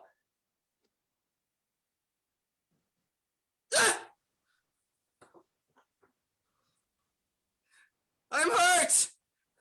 A plague on both your houses, I am sped. Wait. Is he gone and have nothing? Oh, what art thou hurt? I scratch. Mary, 'tis enough. Where's my page? Go, villain, fetch a surgeon. Courage, man. The hurt cannot be much. No. 'Tis not so deep as a well, nor as wide as a church door, but 'tis enough. 'Twill serve. Ask for me tomorrow, and you shall find me a grave man. I am peppered. I warrant for this world. A plague on both your houses! Zoons! A dog, a rat, a mouse, a cat, scratch a man to death! A braggart, a rogue, a villain that fights by the book of arithmetic! When the devil came you between us, I was hurt under your arm. I thought all for the best. Help me to some house, Benvolio, or I shall faint. A plague on both your houses! It may worm meat of me. I have it, and soundly too. Your houses. This gentleman, the prince's near ally, my very friend, hath got his mortal hurt on my behalf. My reputation stained with Tybalt's slander. Tybalt, that an hour hath been my cousin. Sweet Julie, my beauty hath made me effeminate, and in my temper softened valor's steel. Oh, Romeo. Romeo. Brave Mercutio's dead. That gallant spirit hath aspired the clouds, which too untimely here did scorn the earth. This day's black fate on more days doth depend. This but begins the woes others must end. Here comes the furious Tybalt back again. Alive in triumph and Mercutio slain. Await ahead in respective lenity and fire-eyed fury be my conduct now. Now, Tybalt, take that villain back again that late thou gavest me. For Mercutio's soul is but a little way above our heads, staying for thine to keep him company. Either thou or I, or both, must go with him. The wretched boy that didst consort him here shall with him hence. This shall determine that. Oh! Oh! Oh! Romeo. Away, be gone. All the citizens are up, and Tybalt slain. Stand not amazed, as the prince will doom thee death if thou art taken hence. Be gone, away. I am fortune's fool. Why dost thou stay? Where are the vile beginners of this fray? O noble prince, I can discover all. The unlucky manage of this fatal brawl. There lies the man slain by young Romeo that slew thy kinsman, brave Mercutio. Holt, my cousin. Oh, my brother's child. Prince, cousin, husband. Oh, the blood is spilled of my dear kinsman. Prince, as thou art true, for blood of ours shed blood of Montague. Oh, cousin, cousin! Oh. Benvolio, who began this bloody fray? Tybalt, here slain, whom Romeo's hand did slay. Romeo, that spoke him fair, bade him bethink how nice the quarrel was, and urged withal your high displeasure. All this uttered with gentle breath, calm look, knees humbly bowed, could not take truce with the unruly speen of Tybalt, deaf to peace, but that he tilts with piercing steel at bold Mercutio's breast, who all his hot turns deadly point to point, and with a martial scorn, with one hand beats cold death aside, and with the other sends it back to Tybalt, whose dexterity retorts it. Romeo cries aloud, "Part, friends, friends, part!" And swifter than his tongue his agile arm beats down their fatal points, and twixt them rushes, underneath whose arm an envious thrust from Tybalt took the life of stout Mercutio, and then Tybalt fled. But by and by comes back to Romeo, who had but newly entertained revenge, and to it they go like lightning, for ere I could draw to part them, was Tybalt slain. And as he fell, did Romeo turn and fly. This is the truth, or let Benvolio die. He is a kinsman to the Montague. Affection makes him false. He speaks not true. Some 20 of them fought in this black strife, and all those 20 could but kill one life. I beg for justice, which thou, prince, must give. Romeo slew Tybalt. Romeo must not live. Romeo slew him. He slew Mercutio. Who now the price of his dear blood doth owe? Not Romeo, prince. He was Mercutio's friend. His fault concludes, but what the law should end, the life of Tybalt. And for that offense, immediately we do exile him hence. I have an interest in your heart's proceeding. My blood for your rude brawls doth lie a-bleeding. But I'll immerse you with so strong a fine that you shall all repent the loss of mine. I will be deaf to pleading and excuses, nor tears nor prayers shall purchase out abuses. Therefore use none. Let Romeo hence in haste, else when he is found in that hour is his last. Bear hence this body and attend our will. Mercy but murders, pardoning those that kill.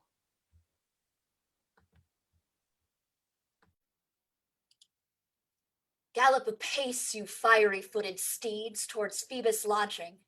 Such a wagoner as Phaeton would whip you to the west and bring in cloudy night immediately.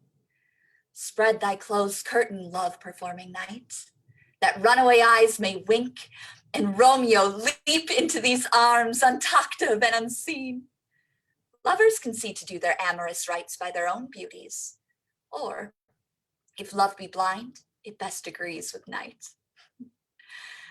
Come, civil night, thou sober-suited matron, all in black, and learn me how to lose a winning match, played for a pair of stainless maidenhoods. Hood my unmanned blood bathing in my cheeks with thy black mantle, till strange love grown bold, think true love acted simple modesty. Come, night. Come, Romeo, come, thou day in night, for thou wilt lie upon the wings of night, whiter than new snow upon a raven's back. Come, gentle night, come, loving black-browed night, give me my Romeo, and when I shall die, take him and cut him out in little stars, and he will make the face of heaven so fine that all the world will be in love with night and pay no worship to the garish sun. Oh, I have bought the mansion of my love, but not possessed it, and though I am sold, not yet enjoyed. Oh, so tedious is this day as is the night before some festival to an impatient child that hath new robes and may not wear them. Oh, here comes my nurse, and she brings news, and every tongue that speaks but Romeo's name speaks heavenly eloquence. Now, nurse, what news? What hast thou there, the cords that Romeo bid thee fetch? Aye, the cords. Ay me, what news? Why dost thou wring thy hands? Oh, where are they? He's dead. He's dead. He's dead. We are undone, lady. We are undone. And like the day, he's gone. He's dead. Can heaven be so envious? Romeo can, though heaven cannot. Oh, Romeo. Romeo, whoever would have thought it? Romeo. What devil art thou that dost torment me thus? This torture should be roared in dismal hell. Hath Romeo slain himself? Say thou but I, and that bare vowel I shall poison more than the death-darting eye of a cockatrice. I am not I, if there be such an I, or if those eyes shut that make the answer I. If he be slain, say I, or if not, no. Brief sounds determine my weal or woe. I saw the wound. I saw it with mine eyes. God save the mark here on his manly breast, a piteous course, a bloody, piteous course, pale as ashes, all bedaubed in blood, all in gore blood. I swooned at the sight. Oh, break my heart. Poor bankrout, break it once to prison eyes, ne'er look on liberty. Vile earth to earth resign, and motion here.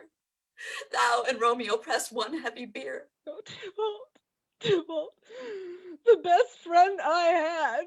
Oh, courteous Tybalt, honest gentleman, that ever I should live to see thee dead. What storm is this that blows so contrary? Is Romeo slaughtered, and is Tybalt dead?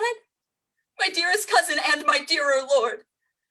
Then dreadful trumpets sound the general doom, for who is living if those two are gone? Tybalt is gone, and Romeo banished.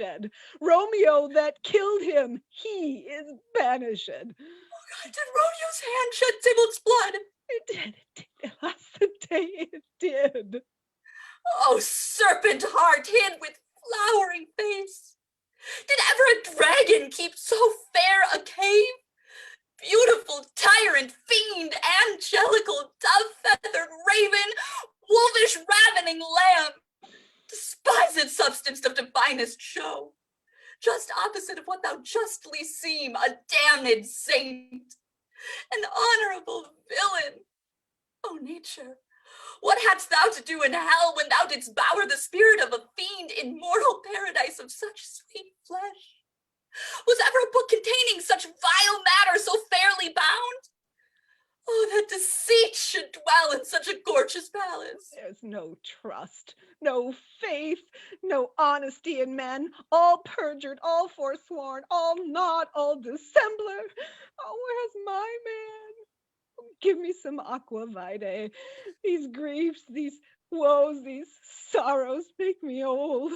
Shame come to Romeo. Blistered be thy tongue for such a wish. He was not born to shame.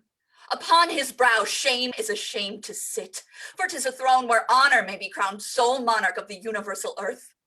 Oh, what a beast was I to chide at him. Will you speak well of him that killed your cousin? Shall I speak ill of him that is my husband? Poor my lord. What tongue shall smooth thy name when I, thy 3 hours wife, have mangled it? But wherefore, villain, didst thou kill my cousin? That villain cousin would have killed my husband.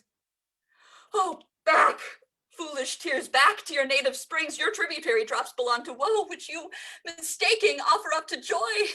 My husband lives, that Tybalt would have slain, and Tybalt's dead that would have slain my husband. Oh, this is comfort. Wherefore are we by then? Some word there was, worser than Tybalt's death that murdered me. God, I would forget it fain, but oh, it presses to my memory like damned guilty deeds to sinners' minds. Tybalt is dead, and Romeo banished. Oh, that banished, that one word banished had slain 10,000 Tybalts. Tybalt's death was woe enough if it had ended there, or if sour woe delights in fellowship and needly will be ranked with other griefs, why followed not when she said Tybalt's dead thy father, or thy mother, nay, or both, which modern lamentation might have moved. But with a rearward following Tybalt's death, Romeo is banished. To speak that word is father, mother, Tybalt, Romeo, Juliet, all slain, all dead. Romeo is banished. There is no end, no limit, measure bound in that woe's death. No words can that woe sound. Where's my father and my mother, nurse? Weeping and wailing over Tybalt's corse. Will you go to them? I will bring you thither. And wash they his wounds with tears. Mine shall be spent when theirs are dry for Romeo's banishment. Take up those cords. Poor ropes, you are beguiled, both you and I, for Romeo is exiled. He made you as a highway to my bed, but I, a maid, die maiden widowed. Come, cords, come, nurse. I'll to my wedding bed, and death, not Romeo, take my maidenhead. Hie you to your chamber. I'll find Romeo to comfort you. I wot well where he is. Hark you, Your Romeo will be here at night. I'll to him. He is hid at Laurence's cell. Oh, find him and give him this ring to my true knight, and bid him come to take his last farewell. Romeo! Romeo! Come forth, thou fearful man! Affliction is enamored of thy part, and thou art wedded to calamity. Father, what news? What is the prince's doom? What sorrow craves acquaintance at my hand that yet I know not? Familiar is my dear son with such sour company. I bring thee tidings of the prince's doom. What less than doomsday is the prince's doom? A gentle adjudgment vanished from his lips, not body's death, but body's banishment. Banishment. Be merciful and say death. For exile hath more terror in his look, much more than death. Do not say banishment. Here from Verona art thou banished. Be patient, for the world is broad and wide. There is no world without Verona walls, but purgatory, torture, hell itself. Hence, banished is banished from the world, and world's exile is death. Then banished is death misturned. Calling death banished, thou cutt'st my head off with a golden axe and smilest upon the stroke that murders. Oh, deadly sin. Oh, rude unthankfulness. Thy fault our law calls death, but the kind prince taking thy part has rushed aside the law and turned that black word death to banishment. This is dear mercy, and thou seest not. 'Tis torture and not mercy. Heaven is here, where Juliet lives, and every cat and dog and little mouse, every unworthy thing live here in heaven and may look on her, but Romeo may not. More validity, more honor, state, more courtship lives in carrion flies than Romeo. They may seize on the white wonder of dear Juliet's hand and steal immortal blessings from her lips, who even in pure and vestal modesty still blush and thinking her own kisses sin. But Romeo may not. He is banished. Flies may do this, but I from this must fly. There are free men, but I am banished. And sayest thou yet that exile is not death? Hadst thou no poison mixed, no sharp ground knife, no sudden means of death, though ne'er so mean, but banish it to kill me. Banish it. Oh, Friar, the damned use of word in hell. Howling attends it. How? As though the heart being a divine, a ghostly confessor, a sin absolver, and my friend professed to mangle me with the word. Banish. Thou found madman, hear me a little.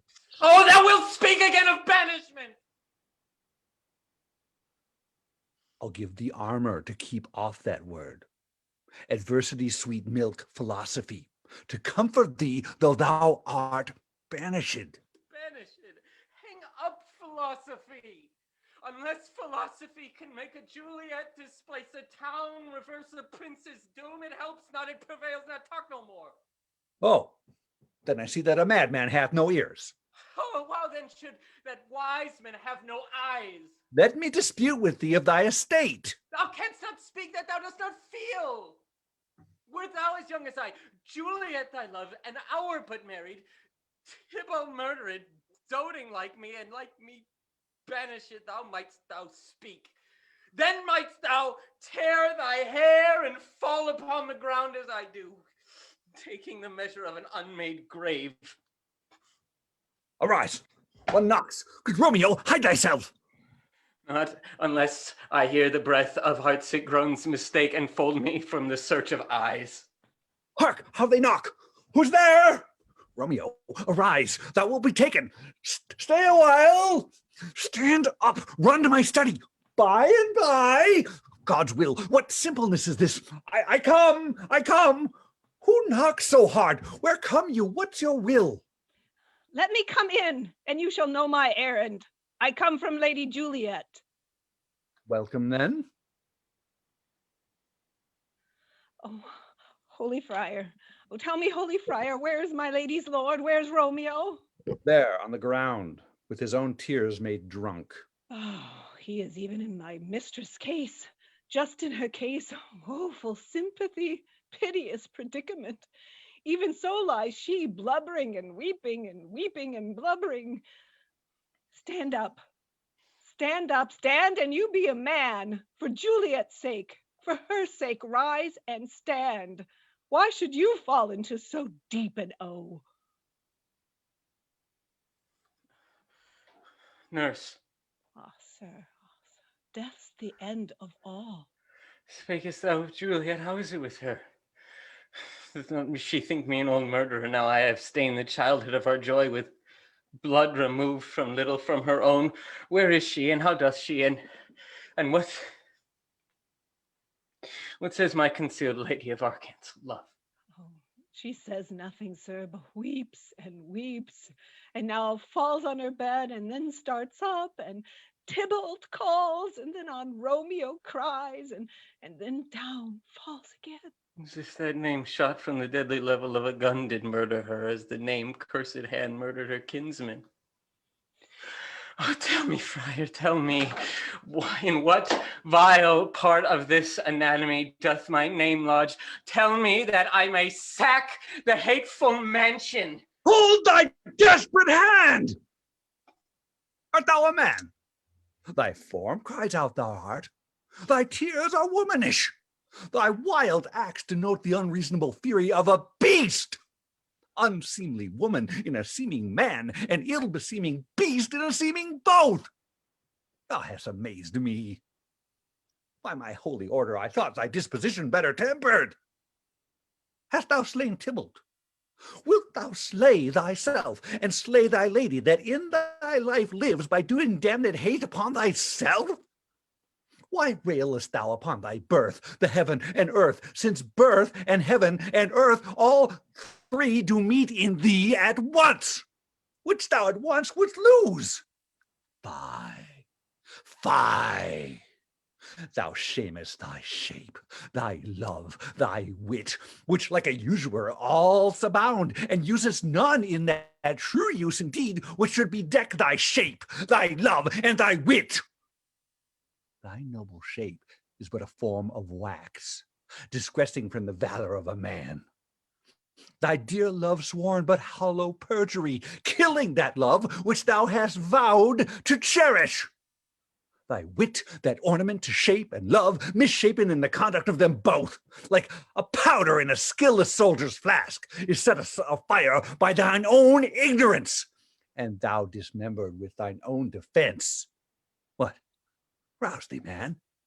Thy Juliet is alive, for whose dear sake thou wast but lately dead.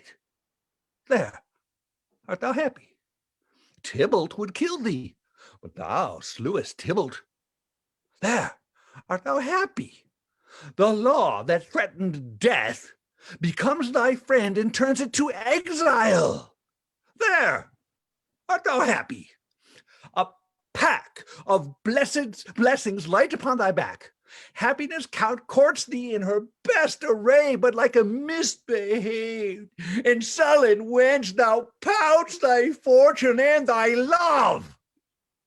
Take heed, for such die miserable. Go, get thee to thy love, as was decreed. Ascend her chamber hence, and comfort her.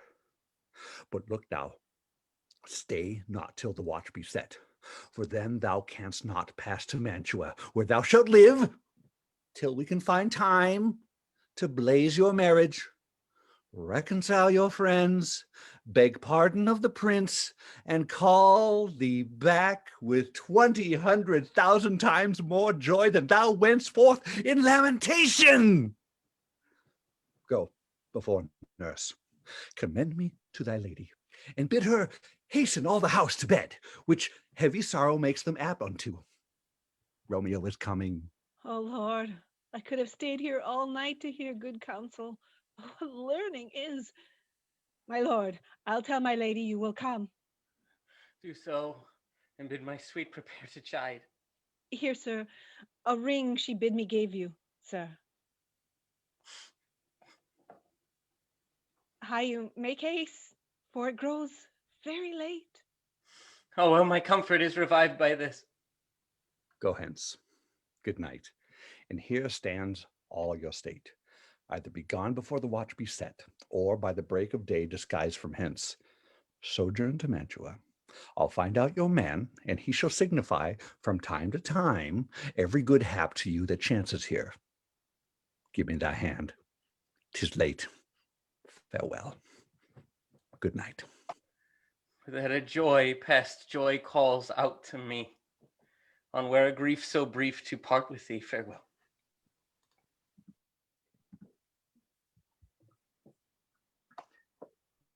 Things have fallen out, sir, so unluckily that we have had no time to move our daughter. Look you, she loved her kinsman Tybalt dearly, and so did I. Well, we were born to die. 'Tis very late, she'll not come down tonight. I promise you, but for your company, I would have been abed an hour ago. These times of woe afford no times to woo. Madam, good night. Commend me to your daughter. I will, and know her mind early tomorrow. Tonight she's mewed up to her heaviness. Sir Paris, I will make a desperate tender of my child's love. I think she will be ruled in all respects by me. Nay, more, I doubt it not. Wife, go you to her ere you go to bed. Acquaint her here of my son Paris's love, and bid her mark you me on Wednesday next. But soft, what day is it? A Monday, my lord. Monday? Oh, well, Wednesday is too soon. A Thursday, let it be. A Thursday, tell her she shall be married to this noble earl. Will you be ready? Do you like this haste? We'll keep no great ado, a friend or two, for hark you, Tybalt being slain so late, it may be thought we held him carelessly, being our kinsman if we revel much. Therefore we'll have some half a dozen friends, and there an end. But what say you to Thursday? My lord, I would that Thursday were tomorrow. Well, get you gone. A Thursday be it then. Go you to Juliet ere you go to bed. Prepare her, wife, against this wedding day. Farewell, my lord. Light to my chamber, ho! Before me it is very late, that we may call it early by and by. Good night.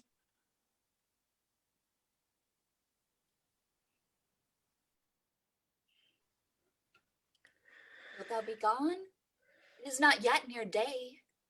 It was the nightingale and not the lark that pierced the fearful hollow of thine ear. Nightly she sings on yon pomegranate tree. Believe me, love, it was the nightingale. It was the lark, the herald of the morn, no nightingale. Look, love, what envious streaks do lace the severing clouds in yonder east. Night's candles are burnt out, and jocund day stands tiptoe on the misty mountain tops. I must be gone and live, or stay and die. Yond light is not daylight, I know it, aye. It is some meteor that the sun exhaled to be to thee on this night a torchbearer, and light thee on thy way to Mantua. Therefore stay yet, thou needest not be gone. Now let me be ta'en, let me be put to death. I am content, so thou wilt have it so. I'll say yon gray is not the morning's eye, but the pale reflex of Cynthia's brow, nor that it is not the lark whose notes do beat the vaulty heavens so high above our heads. I have more care to stay than will to go. Come death, and welcome. Juliet wills it so. How is my soul? Let's talk. It's not day. It is. Hie hence, be gone, away. It is the lark that sings so out of tune, straining harsh discords and unpleasing sharps. Some say the lark makes sweet division. This doth not so, for she divideth us. Some say the lark and the loathed toad change eyes. Oh, now that I would they would change voices too, since arm from arm that voice doth us affray, hunting thee hence with hunts up to the day. Oh, now be gone, more light and light it grows. More light and light, more dark and dark our woes. Madam. Nurse? Your lady mother is coming to your chamber. The day is broke. Be wary. Look out. Then window? Let day in and let life out. Farewell. Farewell. One kiss, and I'll descend.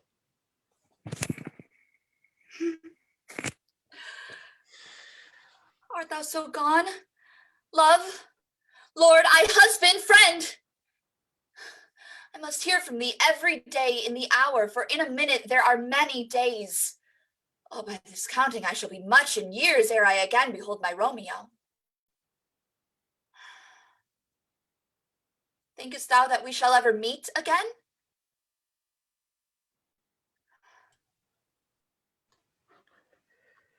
I doubt it not. And all these woes shall serve for sweet discourses in our time to come. Oh God. Oh, I have an ill divining soul.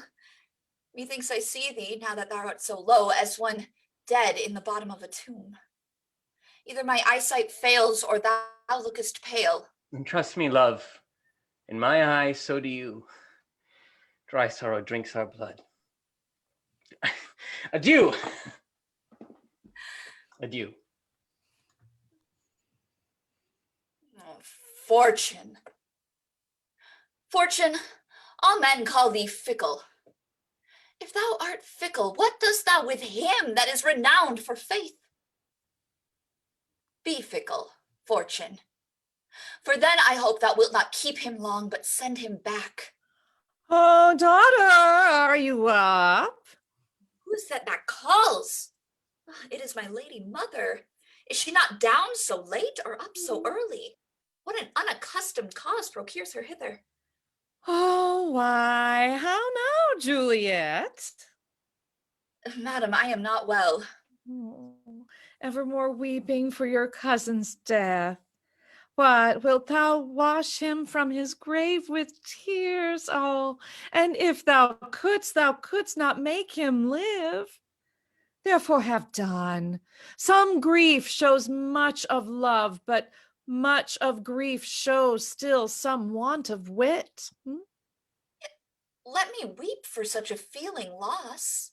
So shall you feel the loss, not the friend which you weep for. Feeling so the loss, I cannot choose but ever weep the friend. Well, girl, thou weepst not so much for his death as that the villain lives which slaughtered him. What villain, madam? That same villain, Romeo. Villain and he be many miles asunder, God pardon him. I do with all my heart.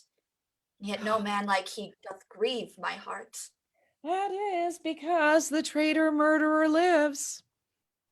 Ay, madam, from the reach of these my hands, would none but I might venge my cousin's death. We will have vengeance for it, fear thou not. Then weep no more. I'll send to one in Mantua, where the same banished runagate doth live, shall give him such an unaccustomed dram that he shall soon keep Tybalt company. And then I hope thou wilt be satisfied. Indeed, I shall never be satisfied with Romeo till I behold him. Dead is my poor soul, my heart so for a kinsman vexed. Madam, if you could find out but a man to bear a poison, I would temper it, that Romeo should, upon receipt thereof, soon sleep in quiet. Oh, how my heart abhors to hear him named and cannot come to him, to wreak the love I bore my cousin upon his body that has slaughtered him. Find thou the means, and I'll find such a man. But now, I'll tell thee joyful tidings, girl. Joy comes well in such a needy time. What are they, beseech your ladyship? Well, thou hast a careful father, child, one who, to put thee from thy heaviness, hath sorted out a Sudden day of joy that thou expects not, nor I look not for. Madam, in happy time, what day is that? Mary, my child, early next Thursday morn. The gallant, young, and noble gentleman, the County Paris at St. Peter's Church, shall happily make thee there a joyful bride. Now by St. Peter's Church, and Peter too, he shall not make me there a joyful bride. I wonder at this haste, that I must wed ere he that should be husband comes to woo. I pray you, tell my lord and father, madam, that I will not marry yet. And when I do, I swear it shall be to Romeo, whom you know I hate, rather than to Paris. These are news indeed. Oh, here comes your father. Tell him so yourself, and see how he will take it at your hands. When the sun sets, the earth doth drizzle dew. But for the sunset of my brother's son, it rains downright. How now? A conduit, girl, what, still in tears, evermore showering? In one little body thou counterfeits a bark, a sea, a wind. For still thy eyes, which I may call the sea, do ebb and flow with tears. The bark thy body is, sailing in this salt flood. The winds thy sighs, who raging with thy tears, and they with them, without a sudden calm, will overset thy tempest-tossed body. How now, wife? Have you delivered to her our decree? Aye, sir, but she will none. She gives you thanks. I would the fool were married to her grave. Stuff, take me with you. Take me with you, wife. How? Will she none? Doth she not give us thanks? Is she not proud? Doth she not count her blessed, unworthy as she is, that we have wrought so worthy a gentleman to be her bride? Not proud that you have, but thankful that you have. Proud I can never be of what I hate, but thankful even for hate that is meant love. How now? How? Chopped logic. What is this? Proud, and I thank you, and I thank you not, and yet not proud. Mistress, minion, you thank me no thankings, no proud me no prouds. But fettle your fine joints against Thursday next, to go with Paris to St. Peter's Church, or I will drag thee on a hurdle thither. Out, you green sickness carrion! Out, you baggage! You tallow face! Fie, what are you, mad? Good father, I beseech you on my knees, hear me but with patience to speak a word. Hang the young baggage! Disobedient wretch, I'll tell thee what, get thee to church of Thursday, or never after look me in the face. Speak not, reply not, do not answer me. Oh, my fingers itch. Wife, we scarce thought us blessed that God had lent us but this one our only child, but now I see this one is one too much, and we've been a curse in having her. Out on her, Hilding! God in heaven bless her. You are to blame, my lord, to rate her so. Oh, and why, my lady wisdom? Hold your tongue. Good prudence, smatter with your gossips, go. Oh, I speak no treason. Oh, Goddy Goodine. May not one speak? Peace, you mumbling fool. Out of your gravity or gossip's bowl, for here we need it not. You are too hot. God's bread, it makes me mad. Day, night, hour, tide, time, work, play, alone in company, still my care hath been to have her matched. And having now provided a gentleman of noble parentage, of fair domains, youthful and nobly lined, stuffed, as they say, with honorable parts, proportioned as one's thought would wish a man, and then to have a wretched, puling fool, a whining mammet in her fortune's tender to answer, I'll not wed, I cannot love, I am too young, I pray you pardon me, but an you will not wed, I'll pardon you. Brave where you will, you shall not house with me. Look to it, think on it, I do not use to jest, Thursday is near, lay hand on heart, advise, as you be mine, I'll give you to my friend, and you be not, hang, beg, starve, die in the streets, for by my soul I'll ne'er acknowledge thee, nor what is mine shall never do thee good. Trust to it. Bethink you, I will not be forsworn. Is there no pity in the clouds that sees into the bottom of my grief?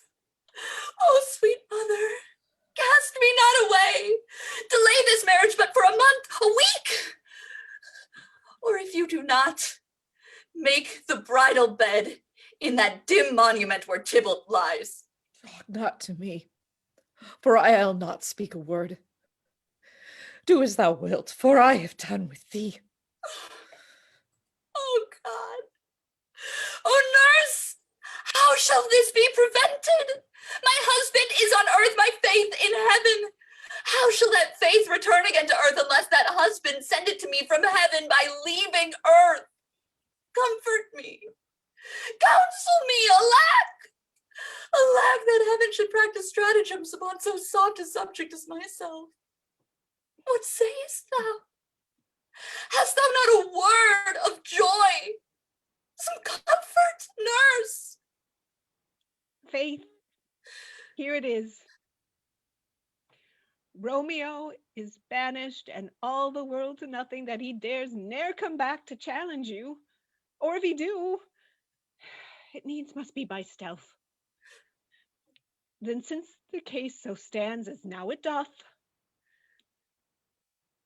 I think it best you married with the county. Oh, he's a lovely gentleman. Romeo's a dishclout to him. An eagle, madam, hath not so green, so quick, so fair an eye as Paris hath. Beshrew my very heart, I think you are happy in the second match, for it excels your first. Or if it did not, your first is dead. Or 'twere as good he were as living here, and you no use of him. Speakest thou from thy heart? And from my soul, too, else beshrew them both.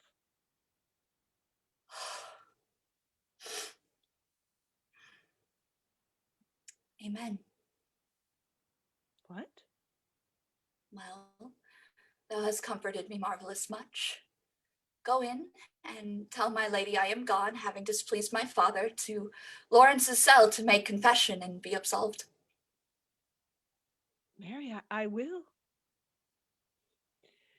And this is wisely done.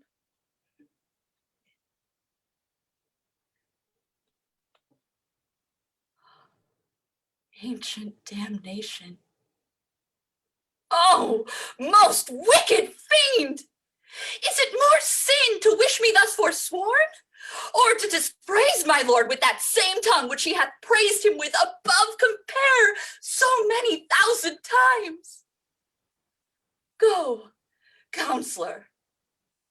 Thou and my bosom henceforth shall be twain. I'll to the friar to know his remedy. If all else fail, myself have power to die.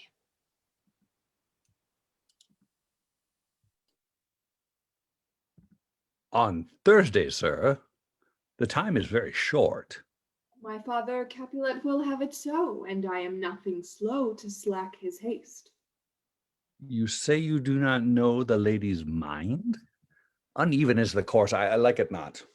Immoderately she weeps for Tybalt's death, and therefore have I little talk of love, for Venus smiles not in a house of tears. Now, sir, her father accounts it dangerous that she do give her sorrow so much sway, and in his wisdom hastes our marriage to stop the inundation of her tears, which, too much minded her by self alone, may be put from her by society. Now, you do know the reason of this haste. I would I knew not why it should be slowed. Look, sir, here comes a lady toward my cell. Happily met, my lady and my wife. That may be, sir, when I may be a wife. That may be, must be, love, on Thursday next. What must be, shall be. That's a certain text. Come you to make confession to this father? To answer that, I should confess to you. Do not deny to him that you love me. I will confess to you that I love him. So will you. I am sure that you love me. If I do so, it will be of more price being spoke behind your back than to your face. Poor soul, thy face is much abused with tears. The tears have got small victory by that, for it was bad enough before their spite. Thou wrongst more than tears with that report. That is no slander, sir, which is a truth. And what I spake it to my face. Thy face is mine, and thou hast slandered it. It may be so, for it is not mine own.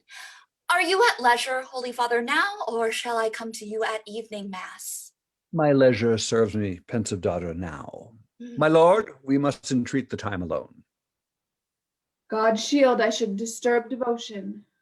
Juliet, on Thursday early will I rouse you. Till then, adieu, and keep this holy kiss.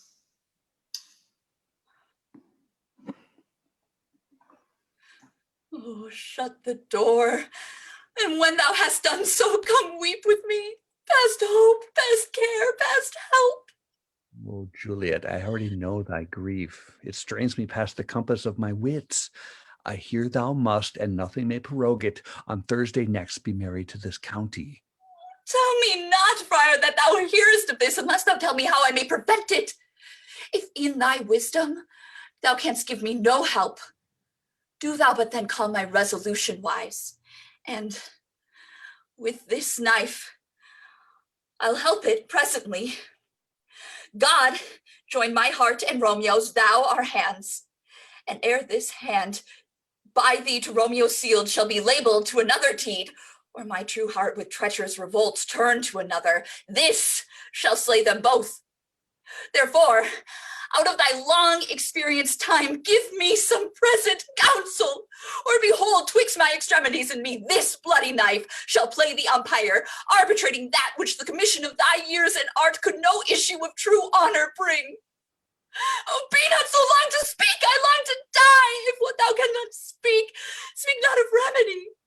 Hold, daughter.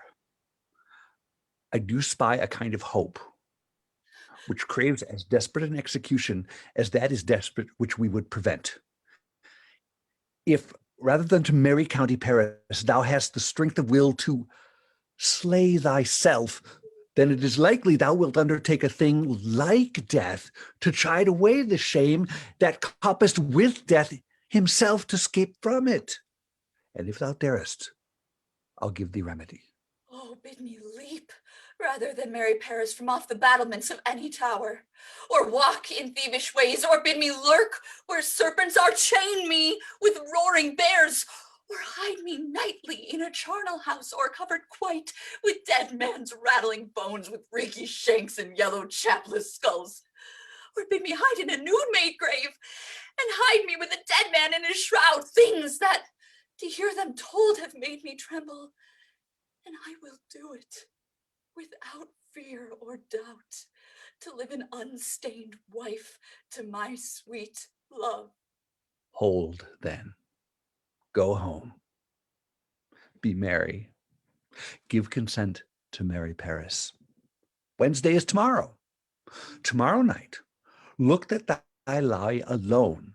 Let not thy nurse lie in thy chamber. Take thou this vial.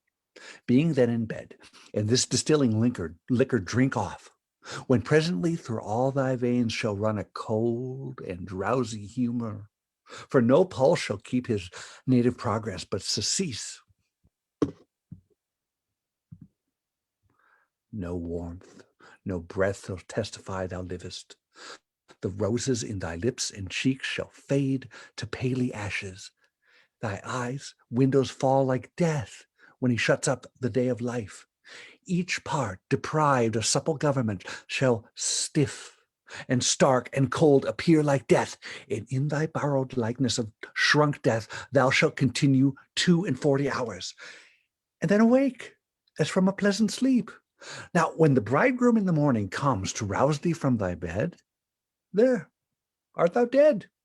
Then, as the manner of our country is, in thy best robes uncovered on the bier shalt thou be borne to that same ancient vault where all kindred of the Capulet lie. In the meantime, Against thou shalt awake, shall Romeo by my letters know our drift. And hither shall he come, and he and I will watch thy waking, and that very night shall Romeo bear thee hence to Mantua.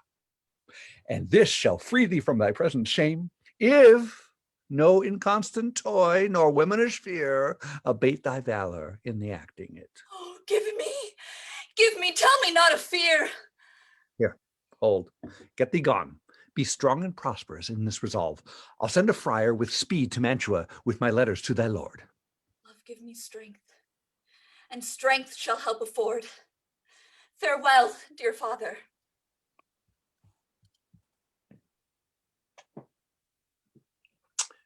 So many guests invite as here are writ. Sirrah, go hire me 20 cunning cooks. You shall have none ill, sir, for I'll try if they can lick their fingers. How canst thou try them so? Oh, marry, sir, 'tis an ill cook that cannot lick his own fingers. Therefore, he that cannot lick his fingers goes not with me. Go, be gone. We shall be much unfurnished for this time. What, is my daughter gone to Friar Laurence? Aye, forsooth. Well, he may chance do some good on her.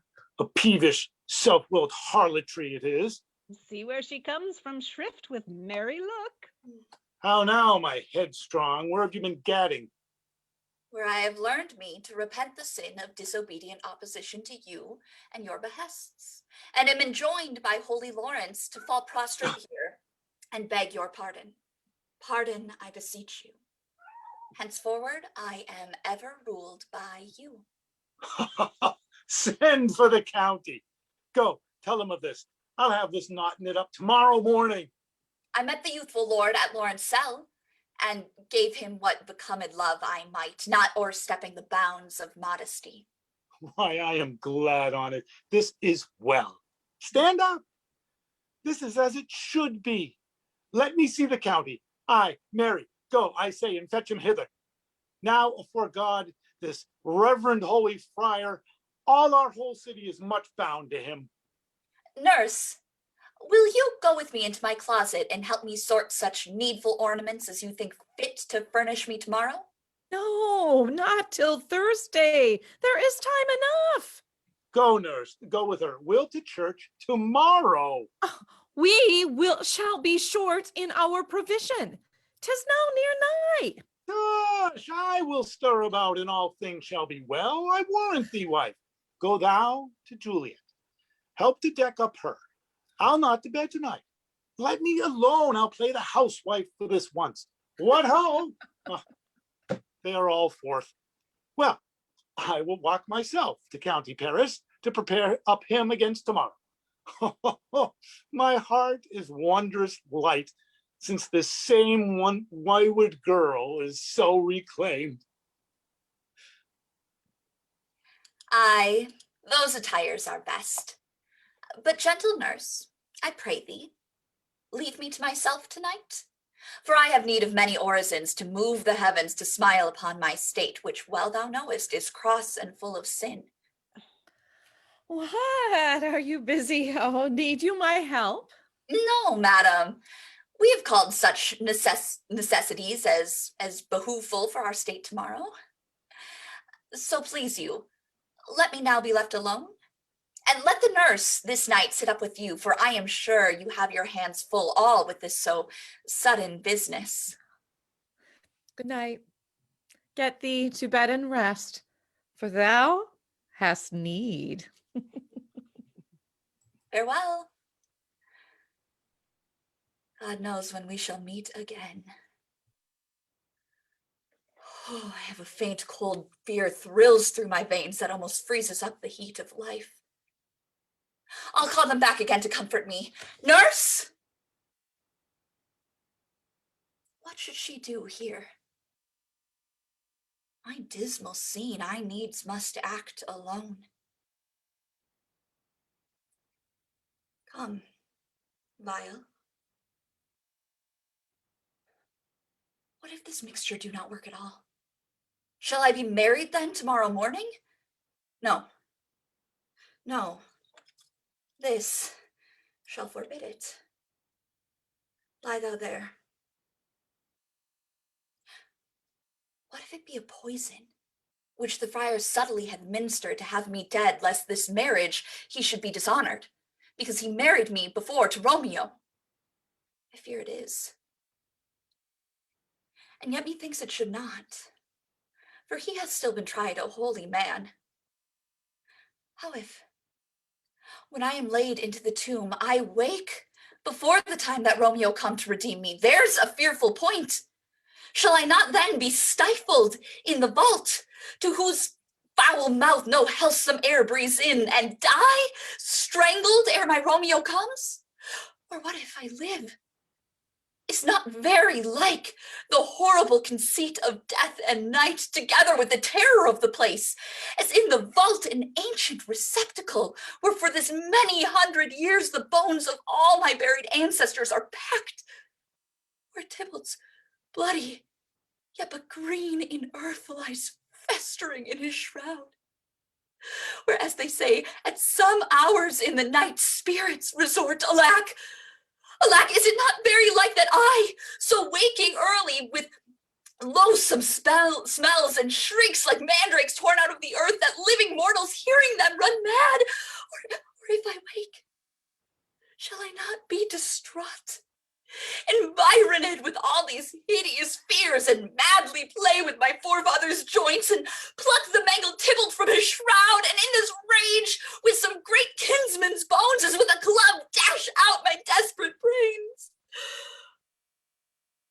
Oh, look, methinks I see my cousin's ghost, seeking out Romeo that did spit his body upon a rapier's point. Stay, Tybalt, stay. Romeo, Romeo, Romeo, here's drink. I drink to thee.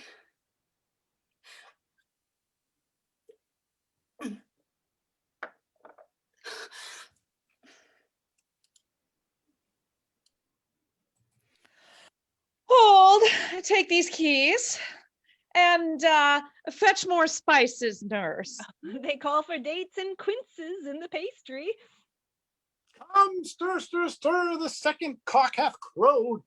The curfew bell hath rung, 'tis 3 o'clock. Look to the baked meats, good Angelica.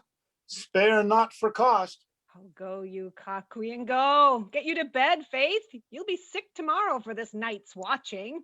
No, not a whit. What, I've watched here now all night for lesser cause and ne'er been sick. Aye, you have been a mouse hunt in your time, but I will watch you from such watching now. A jealous hood, a jealous hood. Now, fellow, what is there? Things for the cook, sir, but I know not what. Oh, make haste, make haste. Sirrah, fetch drier logs. Call Peter. He will show you where they are. I have a head, sir, that will find our logs, and never trouble Peter for the martyr. Mass, and well said. A merry whoreson. Thou shalt be loggerhead. Good faith, this day the county will be here with music straight. For so he said he would. I hear him there. Nurse, wife, what ho? What, nurse, I say. Go, waken Juliet. Go and trim her up. I'll go and chat with Paris. Hi, make haste, the bridegroom, he has come already. Make haste, I say. Mistress, what mistress? Juliet. Fast I warned her, she... Why, lamb, why, lady? Why, you slugabed? Why, love, I say, madam, sweetheart, why, bride? What, not a word?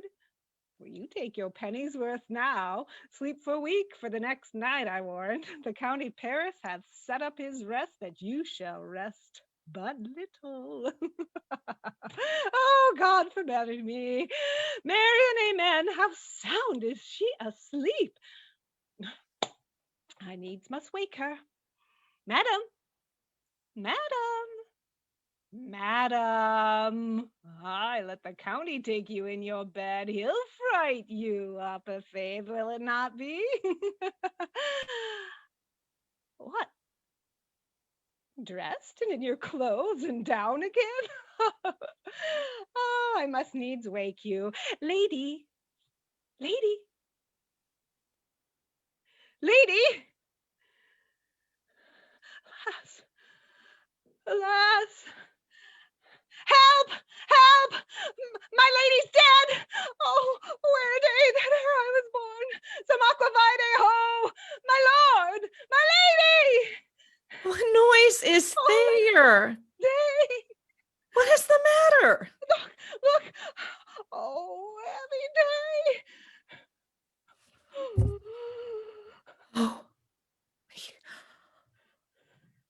oh, me, oh, my child, my only life. Look up, or I will die with thee. Help! Help! Call help! For shame, bring Juliet forth. Her lord is come. She's dead. Deceased. She's dead. Alack the day. Alack the day. She's dead. Oh, she's dead. She's dead. Oh, let me see her. Out. Alas, she's cold. Her blood is settled and her joints are stiff. Life in these lips have long been separated. Death lies on her like an untimely frost upon the sweetest flower of all the field. Oh, lamentable day. Oh, time. Death that hath ta'en her hence to make me wail ties up my tongue and will not let me speak. Come! Is the bride ready to go to church? Ready to go, but never to return. O son, the night before thy wedding day hath death lain with thy wife. There she lies, flower as she was, deflowered by him. Death is my son-in-law. Death is my heir. My daughter he hath wedded. I will die and leave him all. Life, living, all is death's. Have I thought long to see this morning's face, and doth it give me such a sight as this? Accursed, unhappy. Cursed, unhappy, wretched, hateful day. Most miserable hour that e'er time saw in lasting labor of his pilgrimage. One poor and loving child. One thing to rejoice and solace in, and cruel death has catched it from my sight. Oh, woeful, woeful, woeful day. Most lamentable day. Most woeful day that ever I did yet behold. Oh day, oh day, oh day, oh hateful day. Never was so seen a blacker day as this. Oh, woeful day, oh, woeful day. Beguiled, divorced, wronged, spited, slain, most detestable death by thee beguiled, by cruel, cruel thee quite overthrown. O love, O life, not life, but love in death. Despised, distressed, hated, martyred, killed, uncomfortable time. Why camest thou now to murder our solemnity? O child, my soul and not my child, dead art thou. Alack, my child is dead, and with my child my joys are buried. Peace. Hope. For shame. Confusion's cure lies not in these confusions. Heaven and yourself had part of this fair maid. Now heaven hath all, and all the better for their maid. Your part in her you could not keep from death, but heaven keeps his part in eternal life. The most you sought was her promotion, for 'twas your heaven she should be advanced. And weep you now, seeing she is advanced above the clouds, as high as heaven itself? Oh, in this love you love your child so ill that you run mad, seeing she is well. She's not well married that lives married long, but she's best married that dies married young. Dry up your tears, and stick you, Rosemary, on this fair course, as the custom is, and in her best array, bear her to church. For though fond nature bids us all lament, yet nature's tears are reason's merriment. All things that we ordain at festival turn from their office to black funeral, our instruments to melancholy bells, our wedding cheer to a sad burial feast, our solemn hymns to sullen dirges change, our bridal flowers serve for a buried corse, and all things change them to the contrary.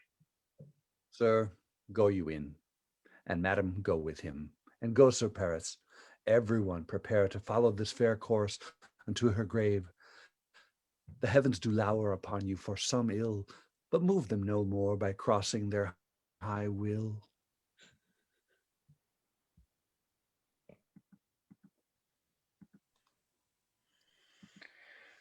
If I may trust the flattering truth of sleep, my dreams presage some joyful news at hand. My bosom's lord sits lightly in his throne, and all this day an unaccustomed spirit lifts me from the ground with cheerful thoughts. I dreamt my lady came and found me dead. Strange dream that gives a dead man leave to think. And breathed such life with kisses in my lips that I revived and was an emperor. Honey, how sweet is love itself possessed, but when but love's shadows are so rich in joy. Oh, news from Verona. How now, Balthasar? Dost thou not bring me letters from the friar? How doth my lady? Is my father well? How doth Juliet? That I ask again, for nothing can be ill if she be well. Then she is well, and nothing can be ill. Her body sleeps in Capel's monument, and her immortal part with angels lives. I saw her laid low in her kindred vault, and presently took post to tell it you. Oh, pardon me for bringing these ill news, since you did leave it for my office, sir. Is it even so? Then I deny you stars. Thou knowest my lodging. Get me ink and paper and hire post horses. I will hence tonight. I do beseech you, sir. I have patience. Your looks are pale and wild, and do import some misadventure. Hush, thou art deceived. Leave me and do the thing I bid thee do. Hast thou no letters to me from the friar? No, my good lord. No matter. Get thee gone and hire those horses. I'll be with thee straight.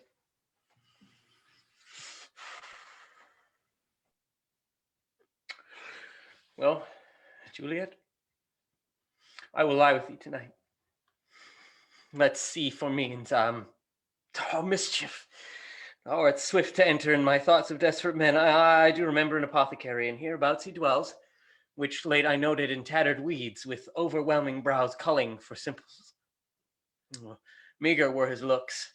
Sharp misery had worn him to the bones, and in his needy shop a tortoise hung, an alligator stuffed in other skins of ill-shaped fishes, and all about his shelves a beggarly account of empty boxes, green earthen pots, bladders, and musty seeds. Remnants of pack thread and old cakes of roses were thinly scattered to make up a show.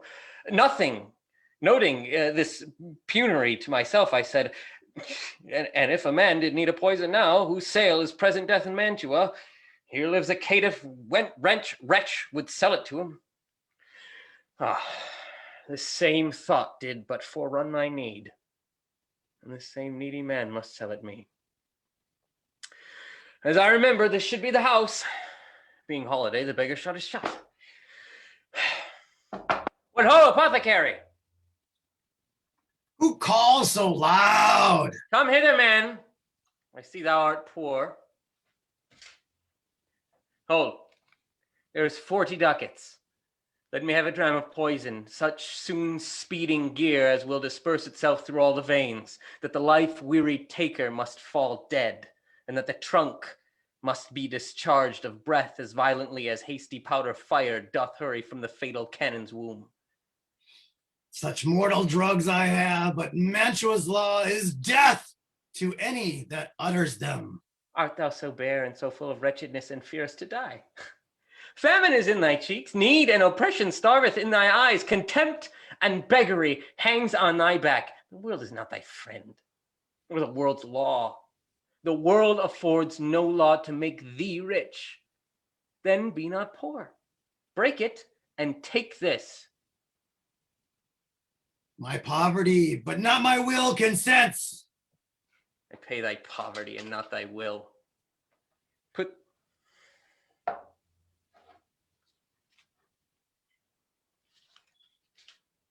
Put this in any liquid you will and drink it off. And if you had the strength of 20 men, it would dispatch you straight. There is thy gold. Worse poison in men's souls, doing more murder in this loathsome world than these poor compounds thou mayest not sell. I sell thee poison. Thou hast sold me none. Farewell, buy food, get thyself in flesh. Come cordial and not poison. Go with me to Juliet's grave, for there must I use thee.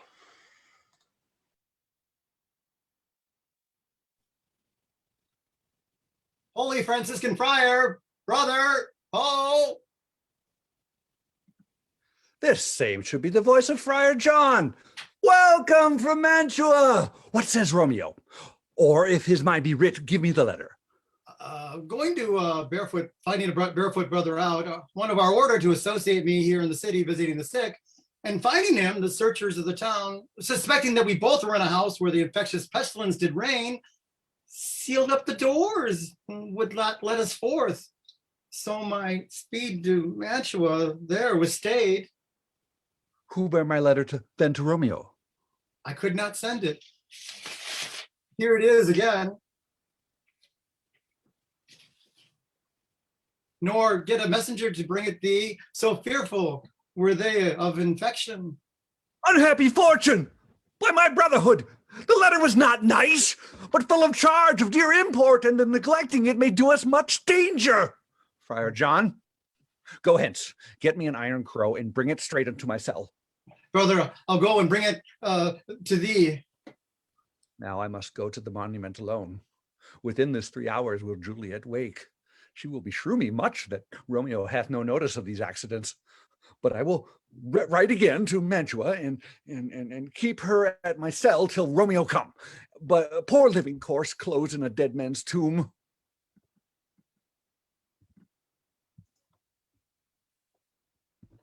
Give me thy torch, boy, hence and stand aloof.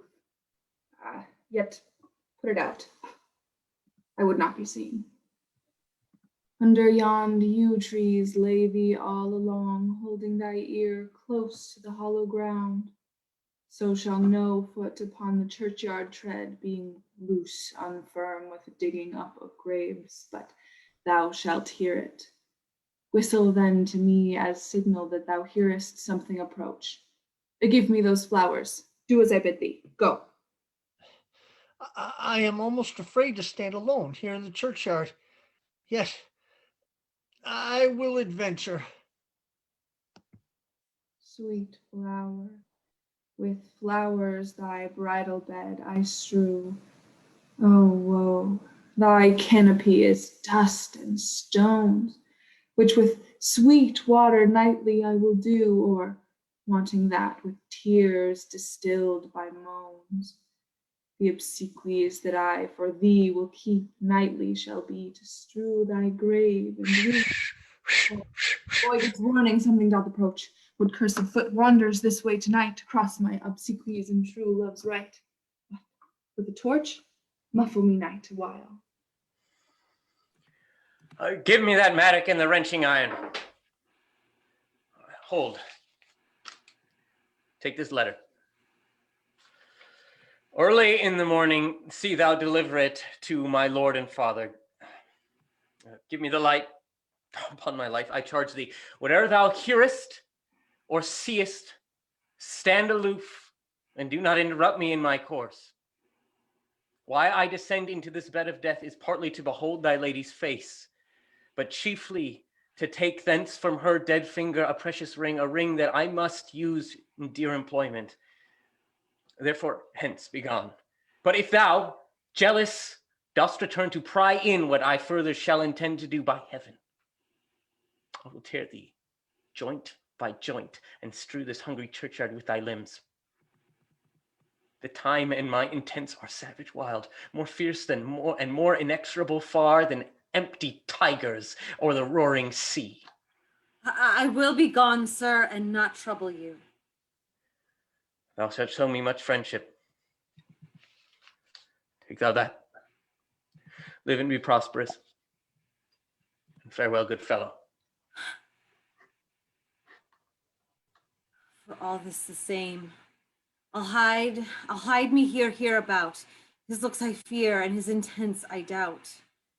Thou detestable maw, thou womb of death, gorged with the dearest morsel of the earth, thus I force thy rotten jaws to open, and in despite I'll cram thee with more food. This is that banished, haughty Montague that murdered my love's cousin, with which grief it is supposed the fair creature died. And here is come to do some villainous shame to the dead bodies. I will apprehend him. Stop thy unhallowed toil, vile Montague. Can vengeance be pursued further than death?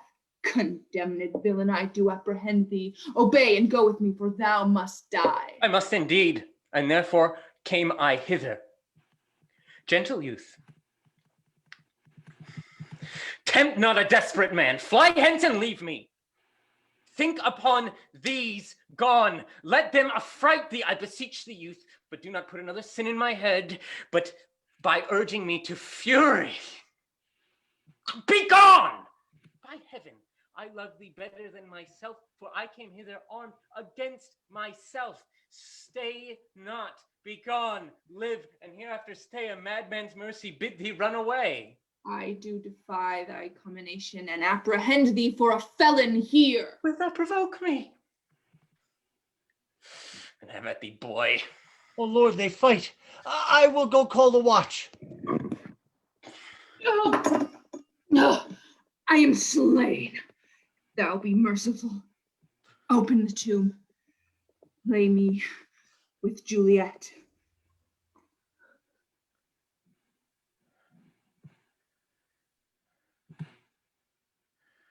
In faith I will.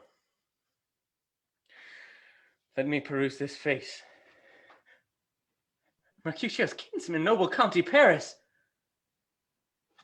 What said my man when my betossed soul did not attend him as we rode? I think he told me Paris should have married Juliet. Said he not so, or did I dream it so? Or am I mad, hearing him talk of Juliet, to think it was so? Give me thy hand, one writ with me in our sour misfortune's book. I'll bury thee in a triumphant grave. The grave. Oh no. A lantern slaughtered youth, for here lies Juliet, and her beauty makes this vault of feasting presence full of light. Die, death, lie thou there by a dead man interred. How oft, when men are at the point of death, have they been merry, which their keepers call a lightning before death? How many may call this a lightning? To my love, my wife,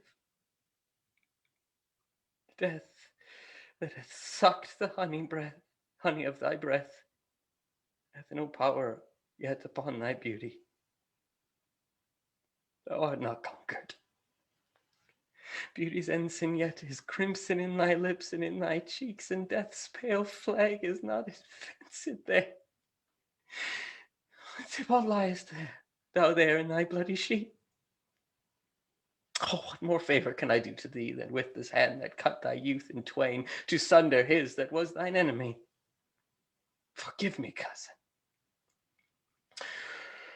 Dear Juliet, why art thou yet so fair? Shall I believe that unsubstantial death is amorous, and that the lean abhorred monster keeps thee here in dark to be his paramour? For fear of that I will stay with thee, and never from this palace of dim night depart again. Here will I remain with worms that are thy chambermaids. Oh, here will I set up my everlasting rest and shake the yoke of inauspicious stars from the world-wearied flesh. Eyes, look your last. Arms, take your last embrace, and lips. Oh, the doors of breath seal with a righteous kiss. A dateless barking to engrossing death.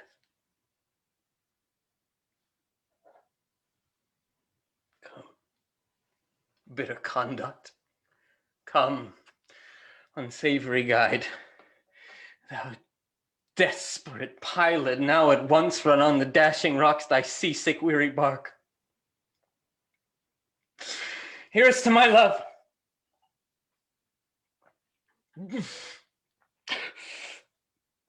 Oh, true apothecary, thy drugs are quick. Thus with a kiss, I die. St. Francis be my speed. How oft tonight have my old feet stumbled at graves. Who's there? There's one, a friend, and one that knows you well. This be upon you. Tell me, good my friend, what torch is yond that vainly lends his light to grubs and eyeless skulls, as I discern it burneth in the Capel's monument? It doth so, holy sir, and there's my master, one that you love. Who is it? Romeo. How long have he been there? Full half an hour. Go with me to the vault. I dare not, sir. My master knows not, but I am gone hence, and fearfully did menace with me with death if I did stay to look on his intents. Stay then. I'll go alone. Fear comes upon me. Oh, much I fear some ill, unthrifty thing. I did sleep under this yew tree here. I dreamt my master and another fought, and that my master slew him. Romeo! Alack! Alack! What blood is this which stains the stony entrance to the sepulchre? What mean these masterless and gory swords to lie discolored by this place of peace? Romeo! Oh, pale! Who else? What? Paris too? And steeped in blood? Ah, what unkind hour is guilty of this lamentable chance? The lady stirs. Comfortable friar, where is my lord? I do remember well where I should be, and there I am. Where is my Romeo? I hear some noise. Lady, come from that nest of death, contagion, and unnatural sleep. A greater power than we can contradict has thwarted our intents. Come away. The husband in thy bosom there lies dead, and Paris too. Come, I'll dispose of thee among a sisterhood of holy nuns. Shall not the question, for the watch is coming. Come, go. Good Juliet, I daren't stay no longer. Go, get thee hence, for I will not away.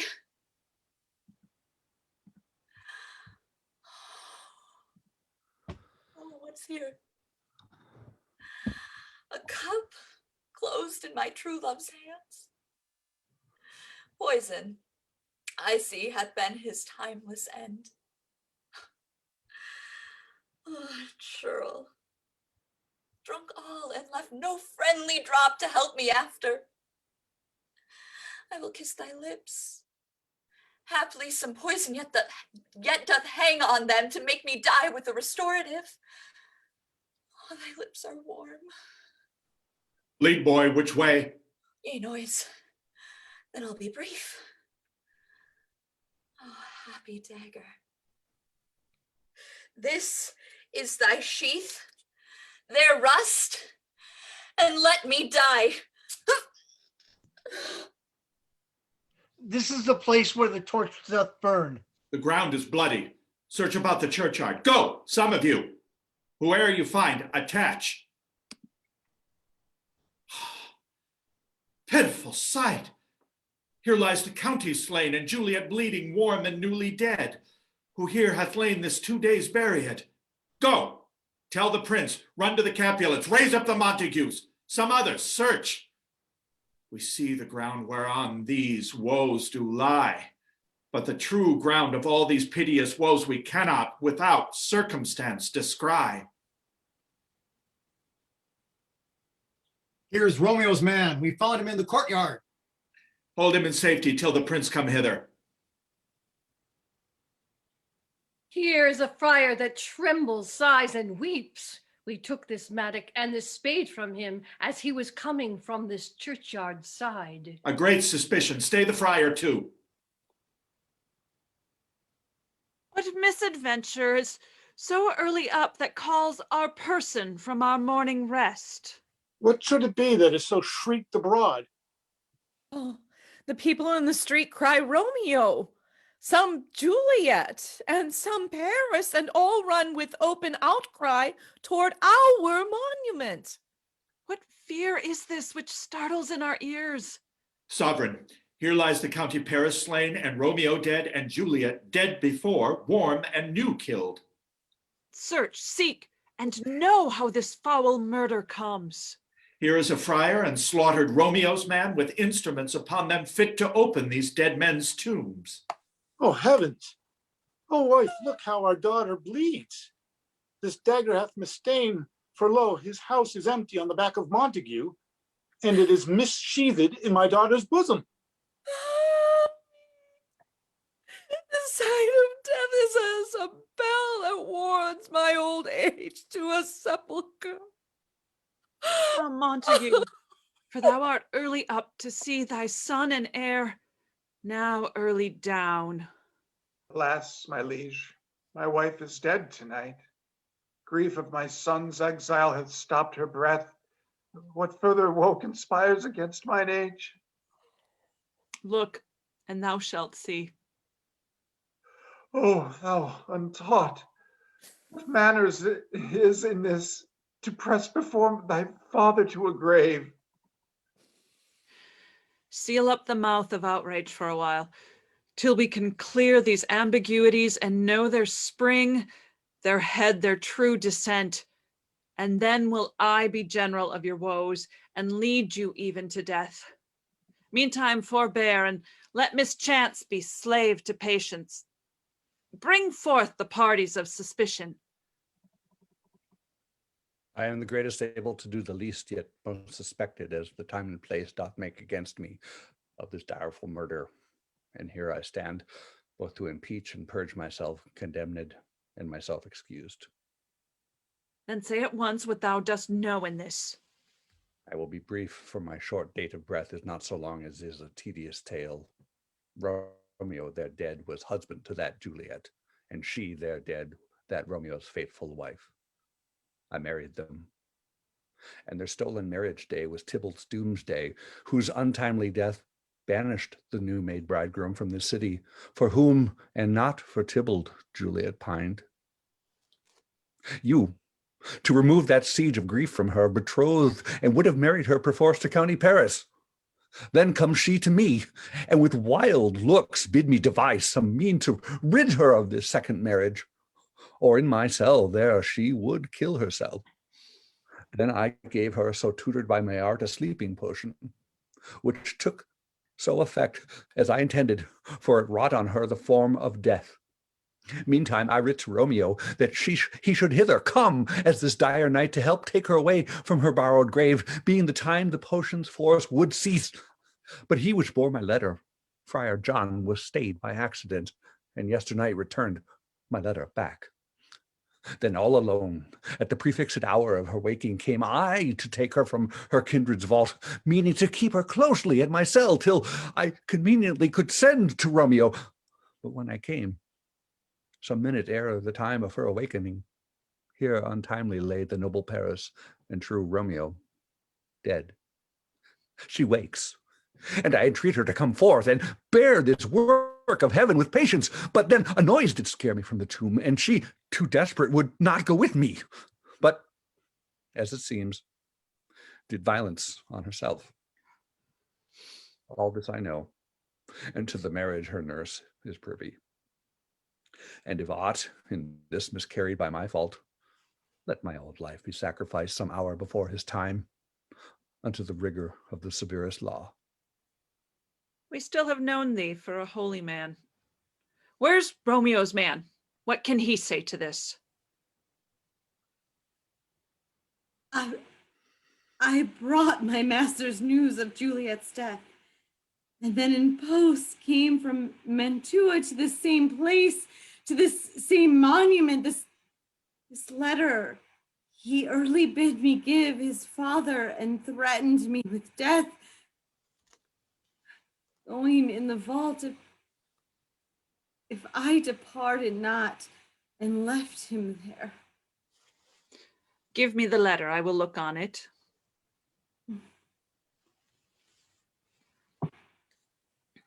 Where is the county's page that raised the watch? Sirrah, what made your master in this place?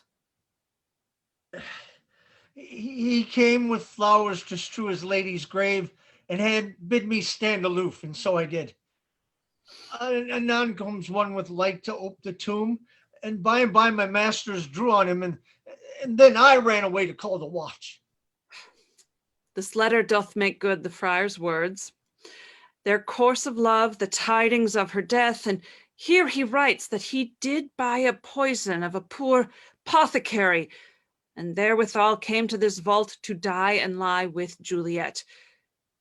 Where be these enemies?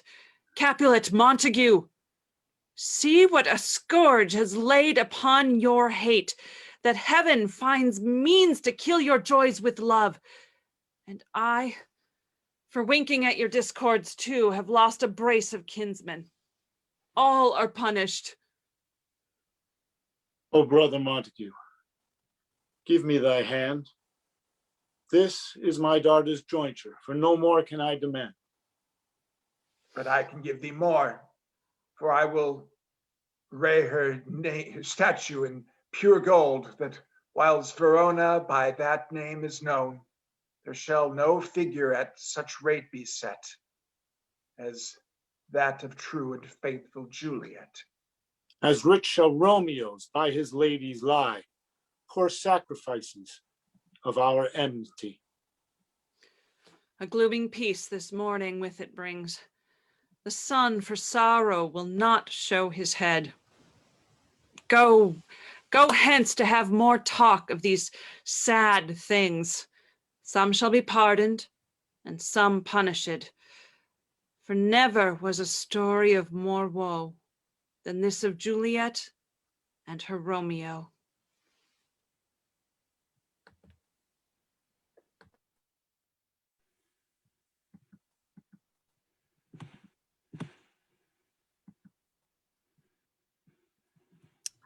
All right, everybody, come back in. Thank you so much for joining us for the second round of Romeo and Juliet. We hope you enjoyed it. And join us again this upcoming Saturday as we bring you our first non-Shakespeare reading. We're going to be bringing you The Imaginary Invalid by Moliere. So we'll see you then. Good night.